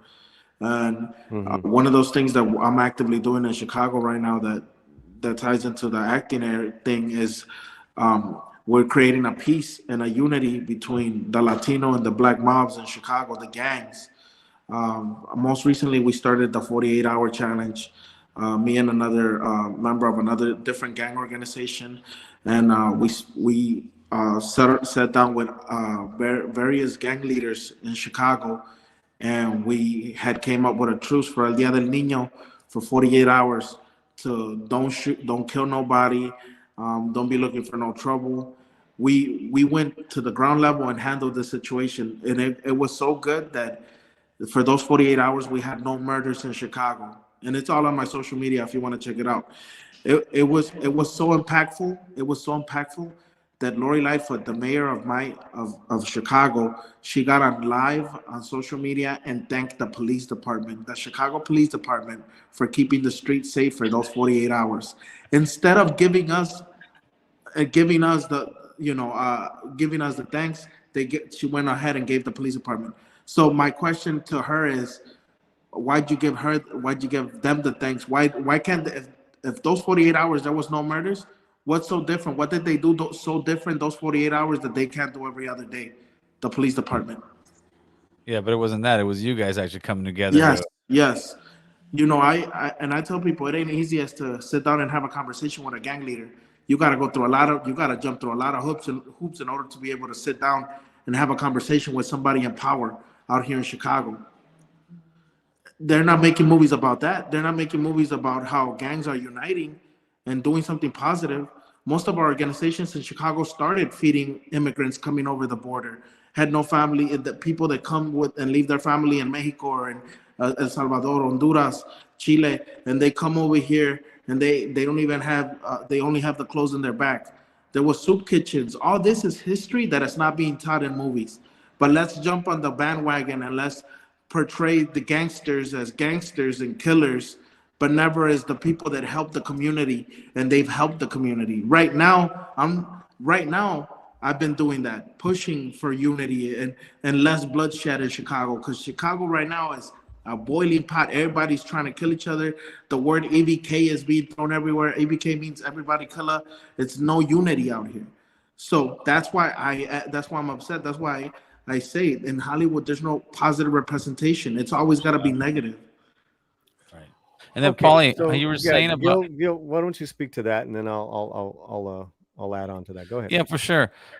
When you said about Blessing getting those gangster roles, the difference is, though, the roles that they try to give us are low-level street thugs. When it comes Yes. to like The Godfather, the most iconic gangster movie ever made. Every gangster movie after that has tried to get a piece of that magic. But these guys were dressed in suits, own businesses, are moving real weight. Where with us, they just project us as that regular crack dealer in the street, the guy, the regular street thug. They've never elevated even that role when it comes to us, where it's a jefe. I mean, I guess you kind of saw it in Narcos somewhat, where it's a different level. And I think just like anybody else, we need to kind of elevate that and eventually get roles, where Pacino did, The Godfather, and then he did Scarface. But then after that, he went on to bigger and huger roles. But we don't. We kind of get stuck in that. There's nothing wrong with that. But hopefully, we as a community will, we got to demand for them to give us those speaking roles. We got to demand for them to sit there and say, hey, guys, we're not going to go pay for your movies unless you get more of our people in there, because like I said before, they always talk about inclusiveness and everybody's this, everybody's that, we should all come together. But what all that really means in Hollywood, inclusiveness means LGBTQ, and African Americans. And more power to those groups because they're pushing their agenda, but we need to push our agenda also so we can have more people of our ethnicities, of our background in there representing us correctly. Yes. Okay, so I'll add to that, and I'll just give some examples. So Benicio del Toro's low-level street thug characters has elevated, won Academy Awards. Diego Luna, Tenoch Huerta, right? From Mexico, same thing. They've elevated. They're doing multiple roles in major films. So I don't see your argument, guys, when you're saying that this is all, we're not going anywhere. We are represented everywhere I look. Andor, Wednesday Addams, Puerto Rican, Mexican, I don't know what, Luis Guzman, playing a different role other than Pachanga from Carlitos Way. Right. You know, I can give you a list. I can go on and on. And with Tenoch, listen. Again, I've seen Tenoch's films for many years now. He's an incredible actor, done some great work. Forever Purge, The Son of Monarchs. I strongly suggest you see Almighty. I don't know if you've seen Son of Monarchs. Oh my God, you would love that film. I'm gonna check it out. Yeah, and you know they're all studio films. Is that this is the one because it's a superhero one that he's become a household name. I think it's fantastic. Don't get Can me I wrong. can I ask you a question? Yep. So are you saying that we should be satisfied with the crumbs that they're giving us in Hollywood, and we should be okay with the small roles that they give us, the small specks in the whole universe of Hollywood, and we should be okay with that? Okay, first of all, we're not getting crumbs. Those examples that I gave you are not crumbs. Andor was not a crumb. What to those people are, but as a No, no. whole, let's say It's a whole, yeah. as a whole, we're 18% of the population. We get like what 1% of the speaking roles. Yes. No. No, listen. When you're talking numbers, you're gonna lose because there's no mandate for Hollywood to give us that. It's based Sure, on there dollars. is. Sure, there is. They No, talk it's not about a government program. inclusiveness. They talk Hollywood's about, not a government program. huh? Hollywood. No, what I'm saying is that Hollywood is not mandated to give Latino roles based on population. It's based on money. It's based on success. Oh, Correct. I get that part, but they push a certain agenda. That's why you see so many movies with LGBTQ trying to push the women thing like you did in Black Panther. Why? Because they have an agenda and they push it. So that's what I say when they say we need to be more inclusive. Well, how about our people? Let's be more inclusive to brown people. So I mean, what I'm there's saying is always that- there's always but an he- exception to the rules. Is what I'm saying. But his question was, are you happy with the crumbs? And I'm saying, first of all, they're not crumbs. That question was better asked in the 90s, right? Because they were crumbs. We couldn't even play ourselves. You know, Pacino was playing. He was playing Like so I don't- Scarface. Wait. I don't know what. Who's playing? So- Who's playing Fidel Castro? Hold on. Yeah. That's an independent movie. That's an Yes. independent film, produced, written by Latinos. They can do whatever they want. That's at the end of the day, they can do whatever they want, right? That's an independent production. So, each one has now you're talking about accuracy as far as bringing to life a real person that we know in our minds, right? As far as Fidel Castro, a young Fidel, Franco looks like Fidel. Franco is a name. Franco is a great actor. Hey, I got Franco. He just made my independent budget of my film balloon from 5 to 20 million because he signed on. Yeah, but does that make But it that's okay? not right. But that is not Hollywood. What I'm saying is that is an independent production, like Rodriguez does independent productions. That's where we gotta separate ourselves from racism, because let's take the African American community for example. They wouldn't take that. Wait, They would not I take want to. I just. So wanna, why should we? Almighty, I want to finish my thought with the crumbs, okay? Because I cover this every day, right? So I'm not speaking out of my ass.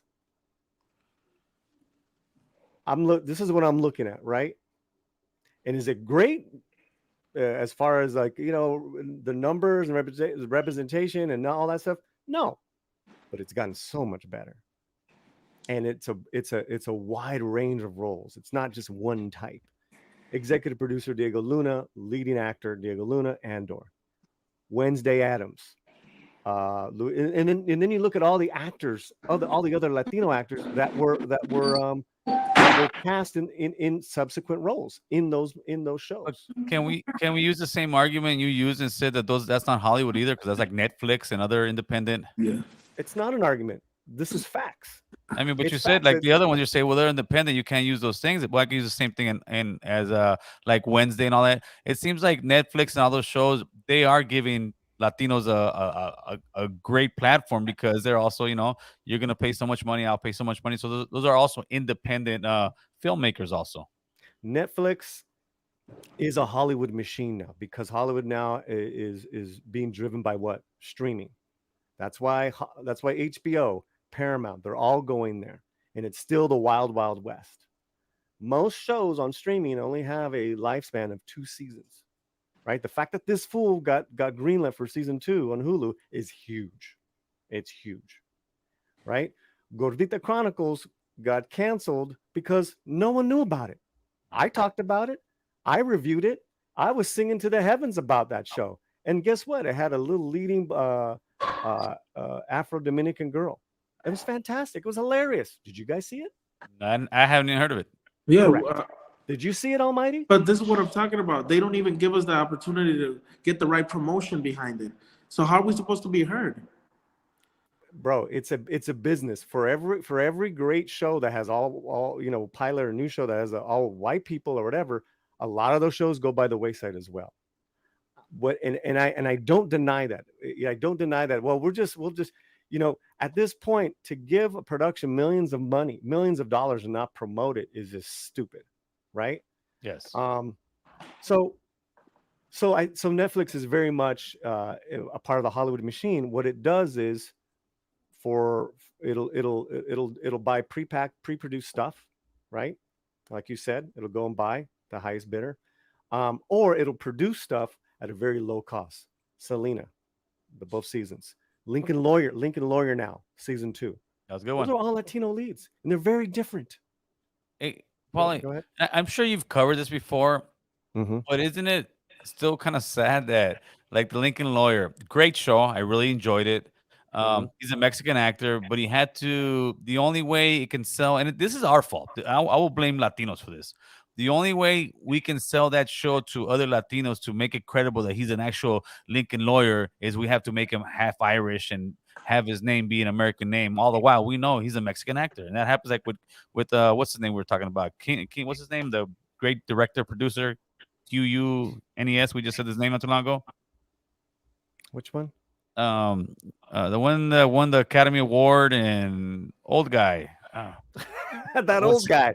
That old guy, Lincoln, man. God, Lincoln Lawyer is based off a series of books written by a white man. Oh, I know this. That character is half Irish, half Mexican. That's the character in the books, right? What I loved was that they actually were more authentic to the source material than the Matthew McConaughey movie. Right. So that's just the character that was written. He's actually written as a.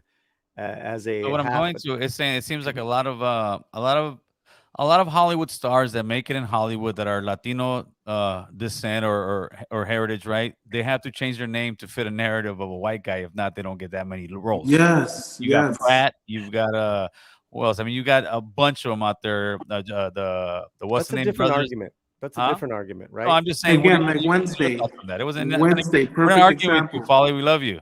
No. But I just are we like? Do you see where I'm coming from with the crumbs? Oh no, the crumbs thing. I get it. Look, we are doing much better. All right, we are doing much better, but we should be doing much more because, like the young man said here, if they were doing that to the brothers would not take that. The brothers are not going to let somebody, some white guy play African American who's famous. They would say hail to the no, and you know what? Hollywood would listen to him because they would make noise. We will be like, well, listen, it's good for us. No. It's the same thing. We should get the same amount of respect across the board, whether you're white, black, brown, homosexual, whatever you are, and we don't get that. It's happening. It's been happening. There's, from independent films that are Latino based, which Romy got the female lead in. She starts filming a new movie this week. That's my girlfriend now, Almighty. She's an actress. That's the one. I'm sorry. My girlfriend's an actress. She's a Latina actress, and she just got a leading female role in a film that's being filmed. It starts filming here in LA. Um, independent, right? An independent. They got their money together. SAG, Screen Actors Guild, union, the whole works. From those small things, small level to NAMOR, the highest of high as far as production, we're there. We're there. Are we there compared to our population? No, absolutely not. Right? But the only way that we can make this better, like what you said, is that there's successes. Yeah, of course. That you said, like this fool. I mean, it got great word of mouth, and it got a second season. Also, too, it had some insiders working for them. Fred Armiston, who was the executive producer, is half Latino. He fought tooth and nail for that show. I bet that was a great show. Yeah. So, okay. All right. Where were we? God, you guys are great, man. I do want to say one last thing on that topic that you're talking about. Mm-hmm. So, based off that information, another thing that's a problem that I've been having is like, for example, somebody's making a documentary on my life here in Chicago at the moment. I was gonna say you should do a documentary, man. I was gonna say that. Yeah, like people have reached out to me, and I'm in the works with my manager and all that stuff. They're trying to make a documentary on my life story because of what I'm doing right now with the Latino community in Chicago, and how the way I grew up in a gang-filled community, and a bunch of stuff. So. But the point I'm trying to make is, unfortunately, even with me getting a documentary, they're doing a documentary on my life. I wouldn't get that push if it wasn't for white names behind my documentary. Unfortunately, I have to have white names. Why is that unfortunate? Because we never get the opportunity. Why can't I get? I wouldn't get the same opportunity if it was a Latino producer, an actor, and everything that involves our Latino community. We wouldn't. They wouldn't even take a look at me. Only because a white woman, no disrespect to the lady that I'm talking about, decided to push my content is the only reason they're even taking a look at me. Don't you think that's unfair? Absolutely not. This business was not made by people of color. It was created by white people and Jewish people. And at every level, they've opened doors for other people to come in, and that's what happened. That's what it sounds like. What's happening with you? She's Jewish. Yes, that's the funny thing. That's fantastic. That's fantastic. And what we don't do, Gil? We don't necessarily keep the door open for our other Latino brothers and sisters. I know that's a very facts. famous Latino director who did not sign Director Guild of America paperwork for an up-and-coming Latino director. He wouldn't sign them. Wow, it's bullshit. Yeah, I got a lot of hands-on information, guys, that I don't. But you gotta spill it, Paulie. Send it this way so I can spread awareness. Listen, man, I listen. Whether they're white, black. Oh, where did I go? Am I still here? What happened to my screen? White, black, Jewish, Latino. That open doors for you, Almighty. They're human. They're people that believe in you, that believe in your story. I think it's fantastic, bro. That's all I'm saying. Sure. But see, and that's why I'm right now at the moment. I know that it's gonna take longer for me to do this documentary thing, but I'm looking for all that right now. I'm looking for. I talked to this lady, who's Jewish. Again, no disrespect to the lady, because again, she sees something in me. But we're looking for a Latino director. We're looking for a Latino producer. Everything. I want everything. I told her the only deal that I'm taking is if we give our people jobs, and everything that's shot for my documentary everybody has to be hired from within the community. That's why I do. Listen, and in your way, in some people will call that hypocritical, because you're like, well, how come you're just hiring just within? That's not cool. It's your thing. Do what you want. It's your thing. That is your product that you're going to put out for the world to see. You hire your homeboys, your tias, I don't know what. Make that great. I'm behind you 100%. You know what I'm saying?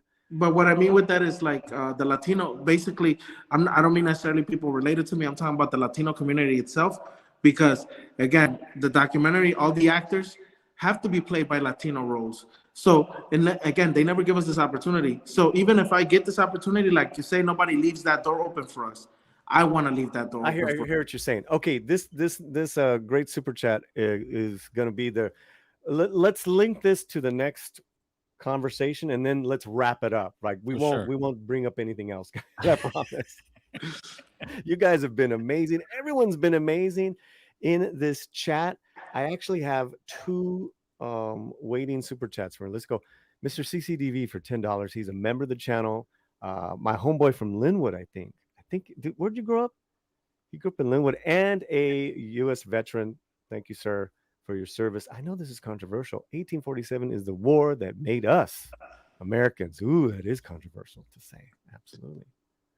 That is. It depends on I think ultimately, yes, we're all Americans now because of that illegal war. Yeah. That war was suspicious. What he's talking about is the Mexican-American War, 1848 to 1850. Gentlemen, any comments? No, I agree. I mean, Yeah. that was the war that made us. I guess that was the war that, for a lot of Mexican people, the border crossed them. Yeah. Ooh, we didn't cross the borders. The borders crossed us, Holmes. That's why I say we're natives. That's why I say we are native to this land. Okay. Now, Nemo Nova for $20. Fantastic. Paulie, I'm curious. How does the Latin community view Jeanette Goldstein playing the part of Vasquez? Jeanette Goldstein, Gary Oldman, Precious, few others are what I refer to as chameleon actors. Thanks for your time, Paul and panel. Well, thank you, Nemo Nova. Before we answer that question, let us give you a Cuban gracias.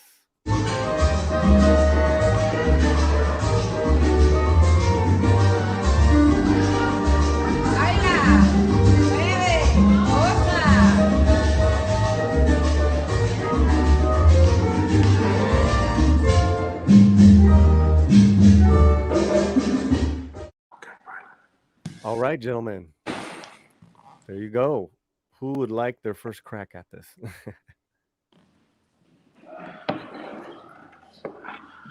Okay. I think that's all you, Paulie. Okay, so the Jeanette Goldstein played the character of Special Private Vasquez in the movie Aliens in the mid '80s. She is of a Sephardic Jew and Irish makeup. She's not a Latina. Jeanette, the Goldstein was a kind of like a very macha Chicana, character, right?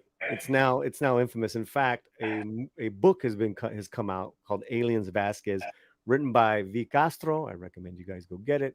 There's some good stuff in it. Her legend of the character has loomed large. I don't know if Almighty, have you seen Aliens? Yeah, I've seen a couple of parts. I've never seen the whole movie. I ain't gonna lie. Okay, do you remember that character? No, I'm gonna be honest. I do not. No problem. So she's not Latina, right? And the Nemo also gives the example of the great actor Gary Oldman, who they refer to as chameleon actors. I would say Edward James Olmos is a chameleon actor. Benicio del Toro is a chameleon actor. They don't just play one race, Anthony Quinn was the same way. What are your thoughts? I'm gonna pull up a video of Jeanette Goldstein, but what are your thoughts on that? Well, you talking to me? Either one of you guys? Mm-hmm. Well, I think it goes back to the same thing how you were saying with the Fidel Castro one. Listen. It's kind of like, I guess in Hollywood, you would need affirmative action, and people would say, no, we're against affirmative action. It's like, no, man, you already have the majority of the roles. It's like you're already the majority of the dope dealers out there. You already got the plug. You're slanging the dope, but you're trying to come to my corner where we're trying to get off here and slang our dope, but our dope is the art of acting. And it seems like, well, they're the better. No, I think there's certain roles that need to be put, if it's about Latino, it should be a Latino playing that role. That's just my opinion. Okay, so this is from 1986, I believe. This is a scene from Aliens Vasquez. To refresh everyone's memory here, let's let me put up the sound. We got some slack. Come on, stay on your feet. Talking about the reason.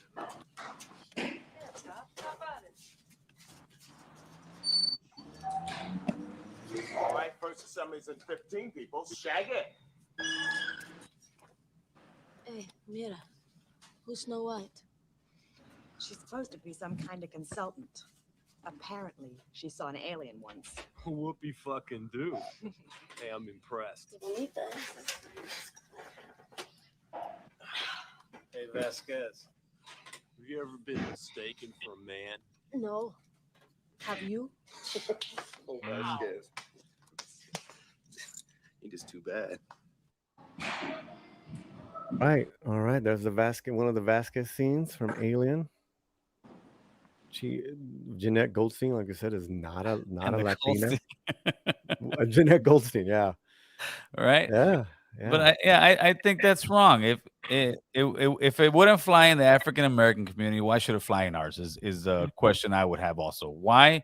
Because we're soft when it comes to stuff like that. We're people that say no llores, don't cry about it. Well, what does no llores, don't cry about it have given to us as a community when it comes to acting? Not much. It's been the individuals, but that's why so many other communities have so many people as lead roles, as getting this, because they've pushed for it, they fought for it. So we have to fight for it. It's not that we're crying about it; is that we want the equality that everybody else is talking about. Almighty. Yeah, he hit it on the spot. He hit it on the bullseye. That's what I've been pushing. I'm gonna have to get going here pretty soon, Paulie. Just to let you know. Okay, we'll wrap it up soon. Yeah, that again. He answered it the way I was gonna answer it. Thank you for putting it in words, because it would have been hard for me to put in those words. Sure, I know it's tough to battle Paulie's mustache, homeboy. I'm just jealous of that mustache, Paulie. That's all it is. Let me ask you this, guys. Yeah. Could Jeanette Goldstein play this role today? Yes. Look at Without Castro. any problems? I don't know. Look at Castro. The people will say, like you said, well, you know, it's people's individuals. It's their own studio. They can do what they want. Will it happen? I guarantee you'll see something like this again. Yes. People are in the chat are saying no. Well, how are you gonna have what's the name playing Fidel Castro, and then you're gonna say Fidel Castro's a huge Latino that should be getting played. How many movies? How many executives? How many stuff is in Mexico and down south in Brazil? You got millions, not millions. You got thousands of actors that can play certain roles, but they just want to pick the guy who's, you know, he looks like a Cubano. Let's put him on there. Yes, that. Well, my thoughts are, you know, Jeanette Goldstein is a great actor, and for that time, you know, she had a good stretch of roles with James Cameron. It seems that James Cameron uses the same actors in a lot of his films, and she's part of that stable of actors, which you see a lot of directors do, for better or for worse. You know, that's just the nepotism in Hollywood. I would like to think something like that, which is so definably brown, because Jeanette Goldstein brown-faced her. She literally brown-faced her. That would not fly in today's Hollywood. The difference with the Castro role is Castro's very fair skin. The young Castro looks James. Latinos come in all shapes and colors. You got blue-eyed Latinos, but then that means a white guy's gonna play him. You're absolutely right. You're absolutely right. My biggest argument with the Castro producers is that they came out and justified, before any pushback, and justified the casting of Franco, and used the genetic DNA justification. I was just like, man, shut up. You cast the Vato back, just stand by it and shut up and go do your film. Right. No, it sounds really really creepy when you're like saying this is the DNA of Castro was this. Now, if you the final part about this with what you guys are talking about is kind of white passing or white Latinos, is John Leguizamo calling out other Latino actors because they've changed their name. I think that is a very tacky move on John Leguizamo. I think it is as an actor to an actor, that's just something you don't do. What do you guys think? Yeah, did he do that recently? I didn't hear. I know he was doing some Fidel Castro stuff with what's his name, but yeah, I don't think he should be calling him out, especially when John is one who pushes a name that most Latinos don't like, is Latinx. he pushes that all the time with everybody. He's always pushing the Latinx. And if you feel you're a Latinx, no problem. But that's pretty much the same thing he's doing, trying to call out the other people. I get it that they changed their name, but all of Hollywood changes the name. Hardly anybody in Hollywood, that's the real name because they want a name that's going to roll off the tongue or a name that will be remembered. So I don't really blame them for that, but I don't think John should have called them out. But hey, to each his own. Almighty. I know this is very close to your heart, the white passing, white Latinos and stuff like that. Yeah, I mean, I agree with the American Cholo that I feel like by the way, I'm a huge fan of John Leguizamo, but just the fact that he's done it himself, there shouldn't be a reason why, like how you said let's not be hypocrites either, like if we're doing something, like me, I wouldn't go out on my way to whitewash myself I've turned down roles that have requested I play and a different race because I don't want to put myself in that predicament where I don't want nobody to ever say that, oh well, look what you're doing, and then I turn around and say something else, right? So I think, yeah, I don't agree.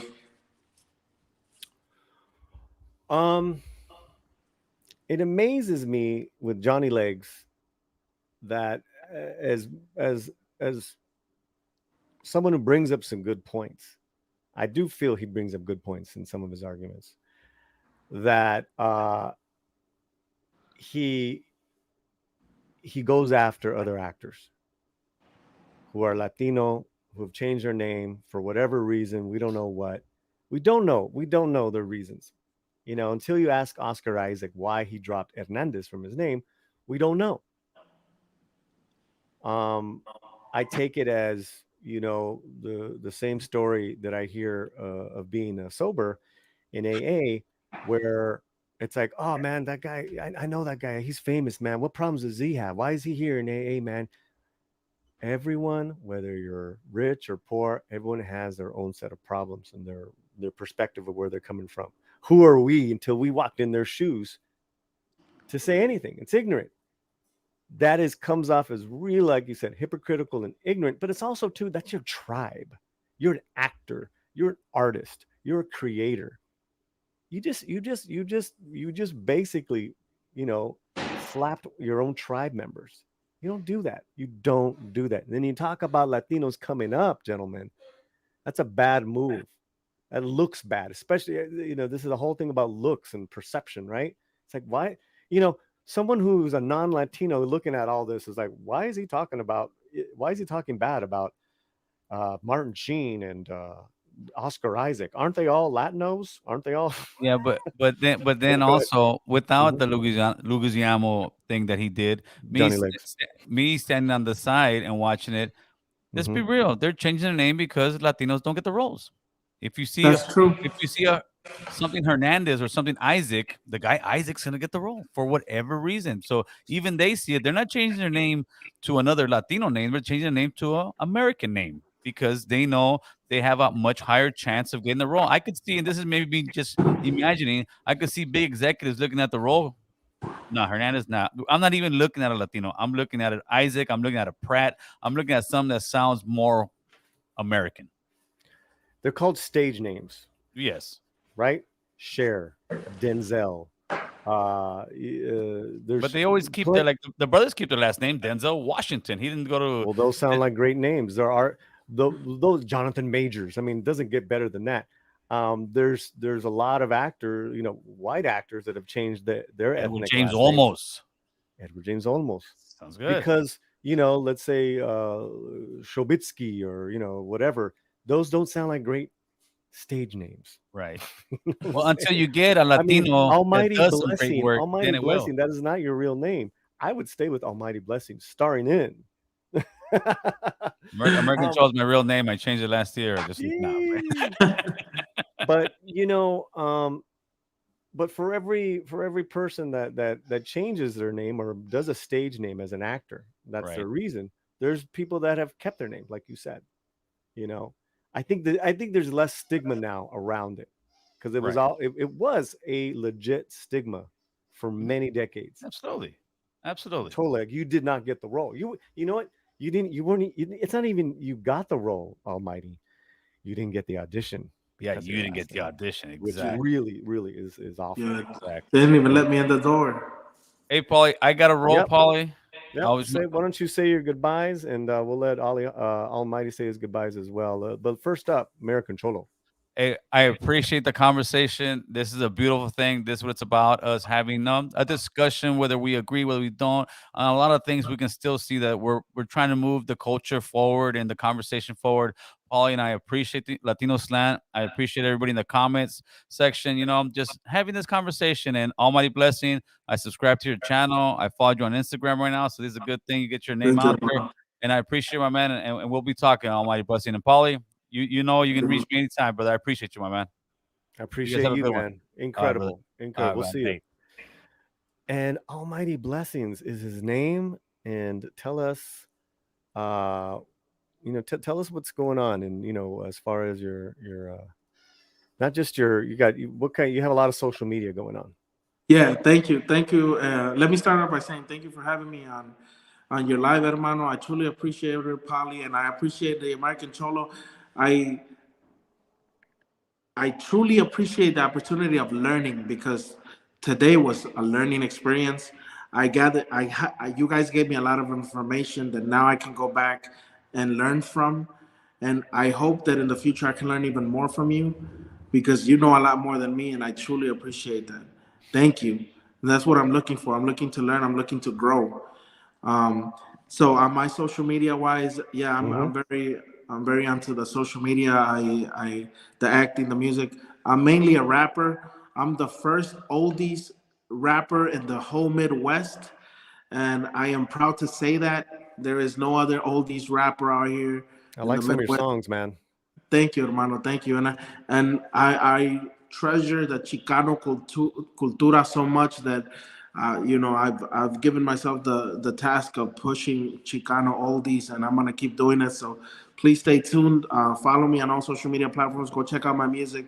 Again, I'm also an activist in the community. Every day I'm fighting for our rights, for the Latinos and the Black and Brown unity here in the city. So if you want to tap in and know what's going on in the city with the Black and Brown, let me know. I'll get you connected. We're pushing unity here. It's not how they say that Chicago's violent.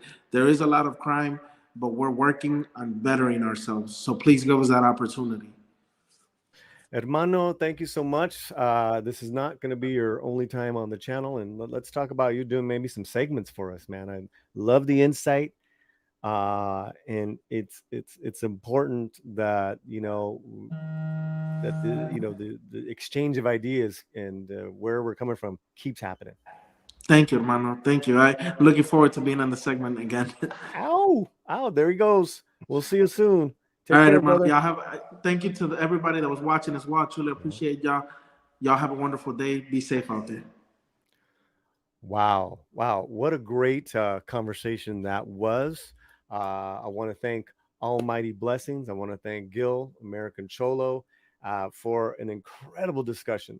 Whether you're watching us, whether you've been with us um, live for the last 2 hours, we're going to try to keep this going with just great discussion every Saturday with some great people, different people coming from just different points of view. It's for me it keeps my intellect popping.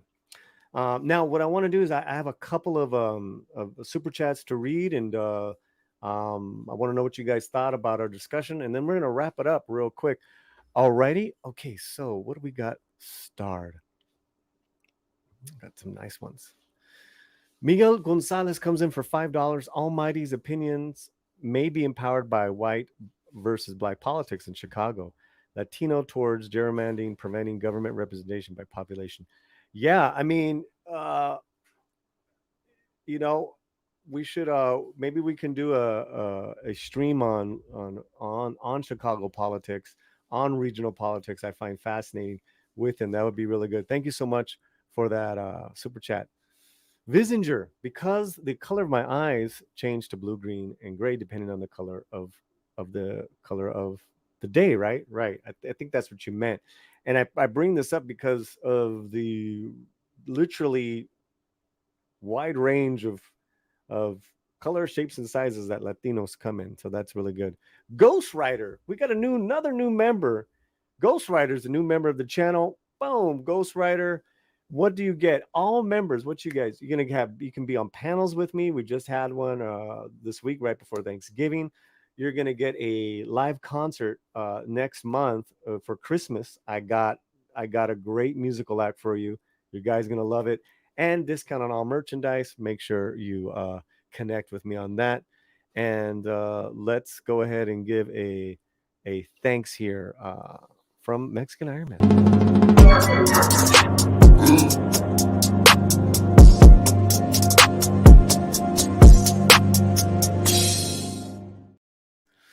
All right, mi gente, thank you so much. Let me see. Yes, the concerts are really cool. Lord Thoth is here. Paulie has a Pringles mustache. Yes, I do. Selena Gomez has a good career also. No, she doesn't have a good career. She has an incredible career where she is also, and this is another example of someone doing things in the Latino community. Of course, Only Murders in the Building, executive producer, lead actress, award winning.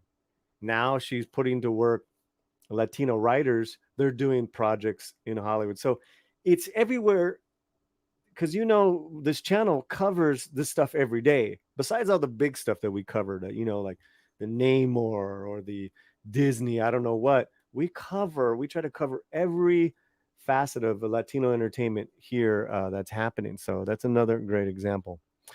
Caviteño Calverman Che wants to know if I'll be coming out with my own mustache wax or beard oil. That is a great idea. The Latino stash. You like that, sweetheart? Romy likes that. The Latino stash wax. I got some good wax going on right now. Can twirl that. That is awesome. That is awesome. JP, what's up? These kind of streams are where it's at. Thanks, Paulie. Thank you. TZ Burton, Paulie, you have one fantastic mustache. Twirl it, baby. Así, como no. Yeah. See, what I'm waiting for, guys, now, it's happening, is this part to grow just as long as here, so I can start giving it a part. But thank you. All right. Am I missing anyone else? How did we get to 100? Guys, did we get to 100 likes? Let me see right now. Did we get to 100 likes? I see 99. 99 likes, guys.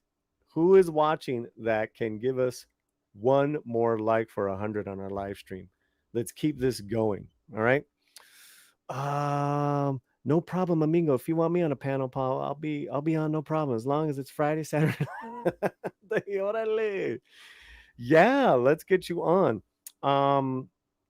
We will come up with our next slide. Let's do this. Our next membership panel will be on a Friday, Saturday, or Sunday. How about that? And you got it. 103. We did it. 103 likes. Woo! That's awesome. That's awesome. I wanted to bring something up really quick, which I think is going to be huge.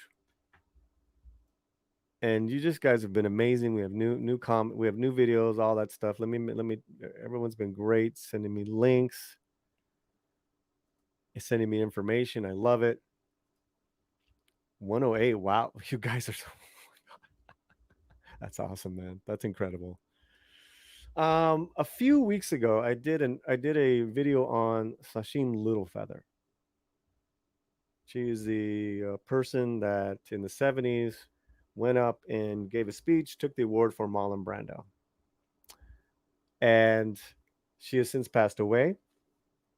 There is an article that came out where her family, her sisters, in fact, spoke out against a few things. I don't know if has anyone kept up with that news? Does that sound familiar? This just happened. Well, it seems that one of the sisters has contacted me and wants to come on and tell her story.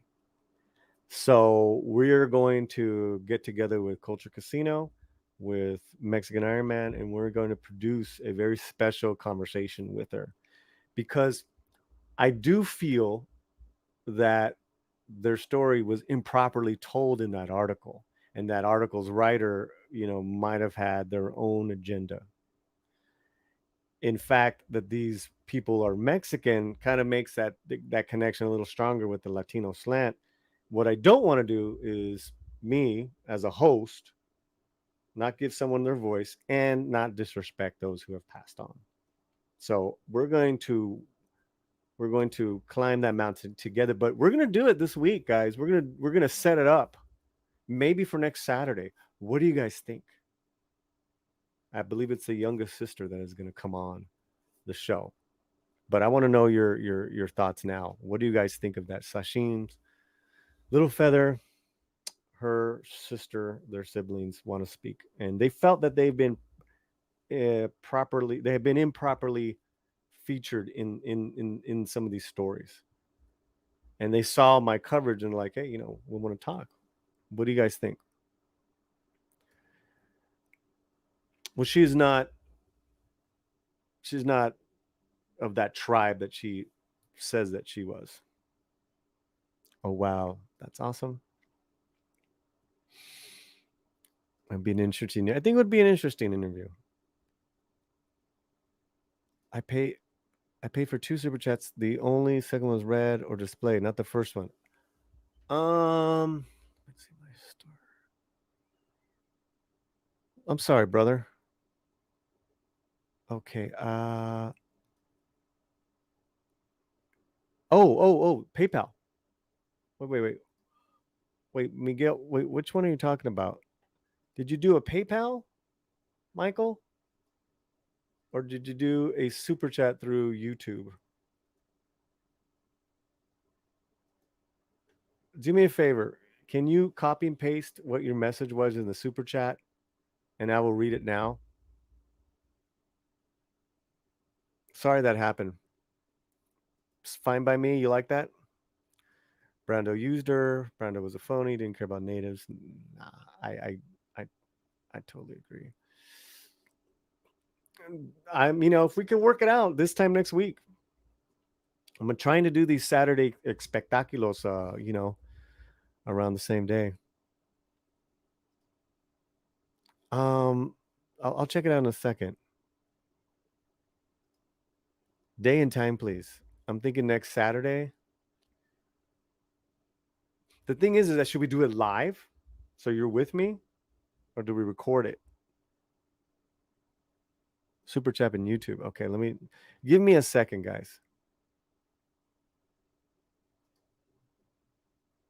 Great. Finally put to rest Littlefoot. She was a sympathizer of the real deal. I think so, right? I mean, I think one of the main things is that Little Feather misrepresented their father, and that's what the sisters are very upset about. And that's kind of a big deal. It's kind of a big deal. Paid for super chat using PayPal. So I read the super chat. Okay, I read the Gigante interview live. Yeah. Okay, we'll do it live. Let's do it live. You guys have spoken. Sassim Little Feather's sister. Record it live? Why would we record it live? If you guys don't want to be part of that interactive conversation, do it. Okay, so I'm not. Let me check my PayPal, Michael. And I really appreciate you sending a PayPal one. We read your YouTube one. Yeah, I don't see it. It's not here. And I went into the PayPal account. But we did get another super chat from Mr. CCDV for $10. No one knows what sick is. They only know that Blackfoot is the tribe. Yeah, I choose to be American. What is sick No one knows what sick is. They only know that Blackfoot is the tribe. Yeah, I choose to be American. Well, we're all American, but thank you for the super chat, brother. I really appreciate that. Maybe don't super chat again. Can you explain what sick is in the chat? Going back to this, yeah, she disrespected father, but attributed to stereotypical problems associated with Native Americans and having the perspective that all. Yeah, there's a lot of problems, and the sisters are spoken out. So I think we're gonna do that. I think we're gonna do that interview.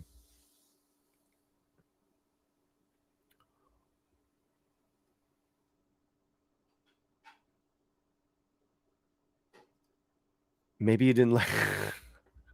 I didn't get it. I didn't get it. Let's do this. Do you want to copy and paste it right now in the chat, or do you want to email me what you said? All I know is I checked PayPal, nada, and I checked, and I checked my email, but the email is off the PayPal, so it's all with PayPal. I think a lot of people mean do it live, but record it for others to be able to see it. Well, once we go live like this, you can see it after the fact.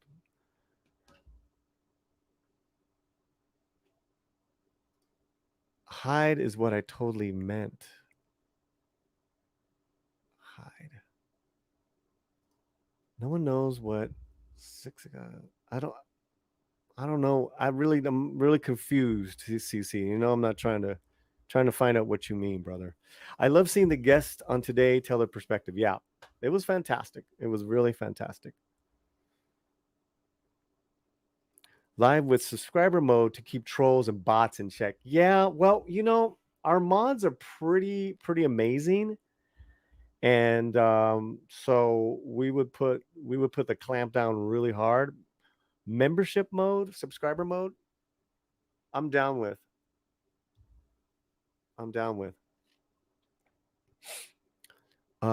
And 10, and it's gone. Here we go. $5. YouTube Super Mountain Views card ending. Okay, well, we know you did it. Okay, I meant what did you say in the did you say anything in that chat, or just sent me money? But Michael, either way, thank you. Davina, I've seen you this whole time. Thank you for being here. Live is better. Like my spice is fresh.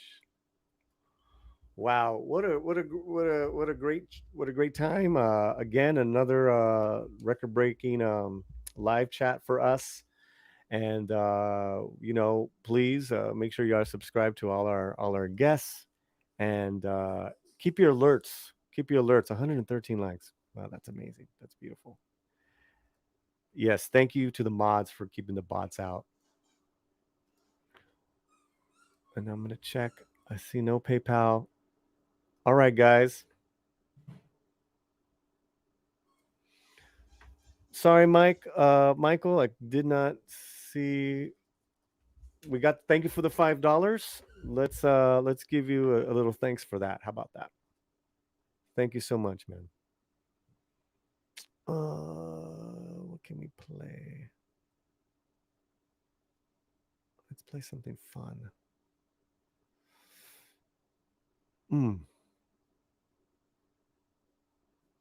Oh, we'll do our gritos.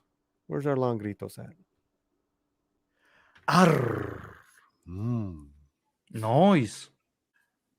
Arr. Hey, do a mariachi one.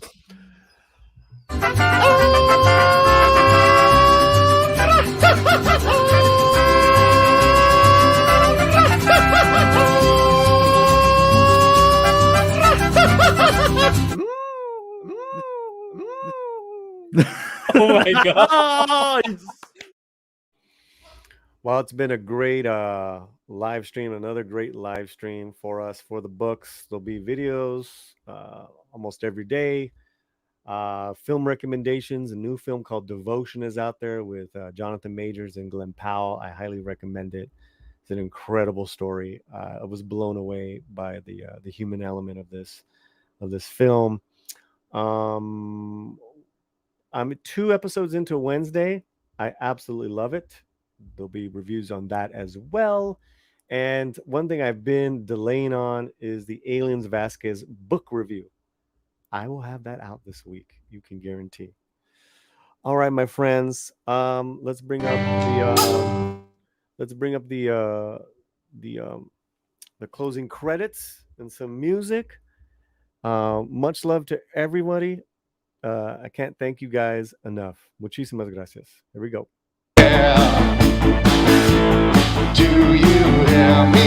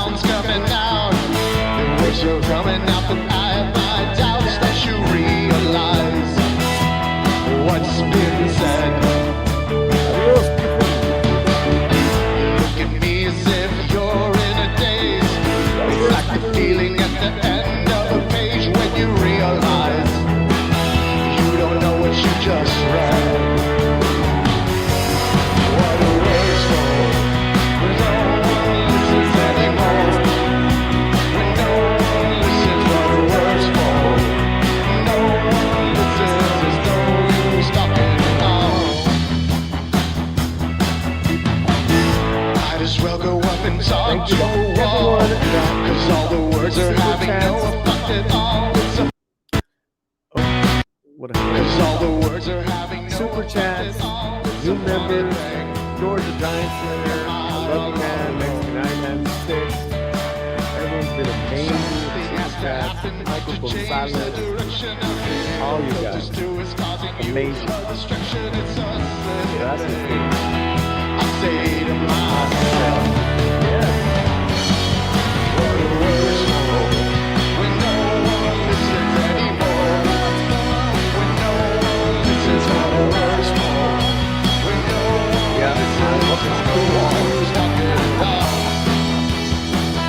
so pathetic.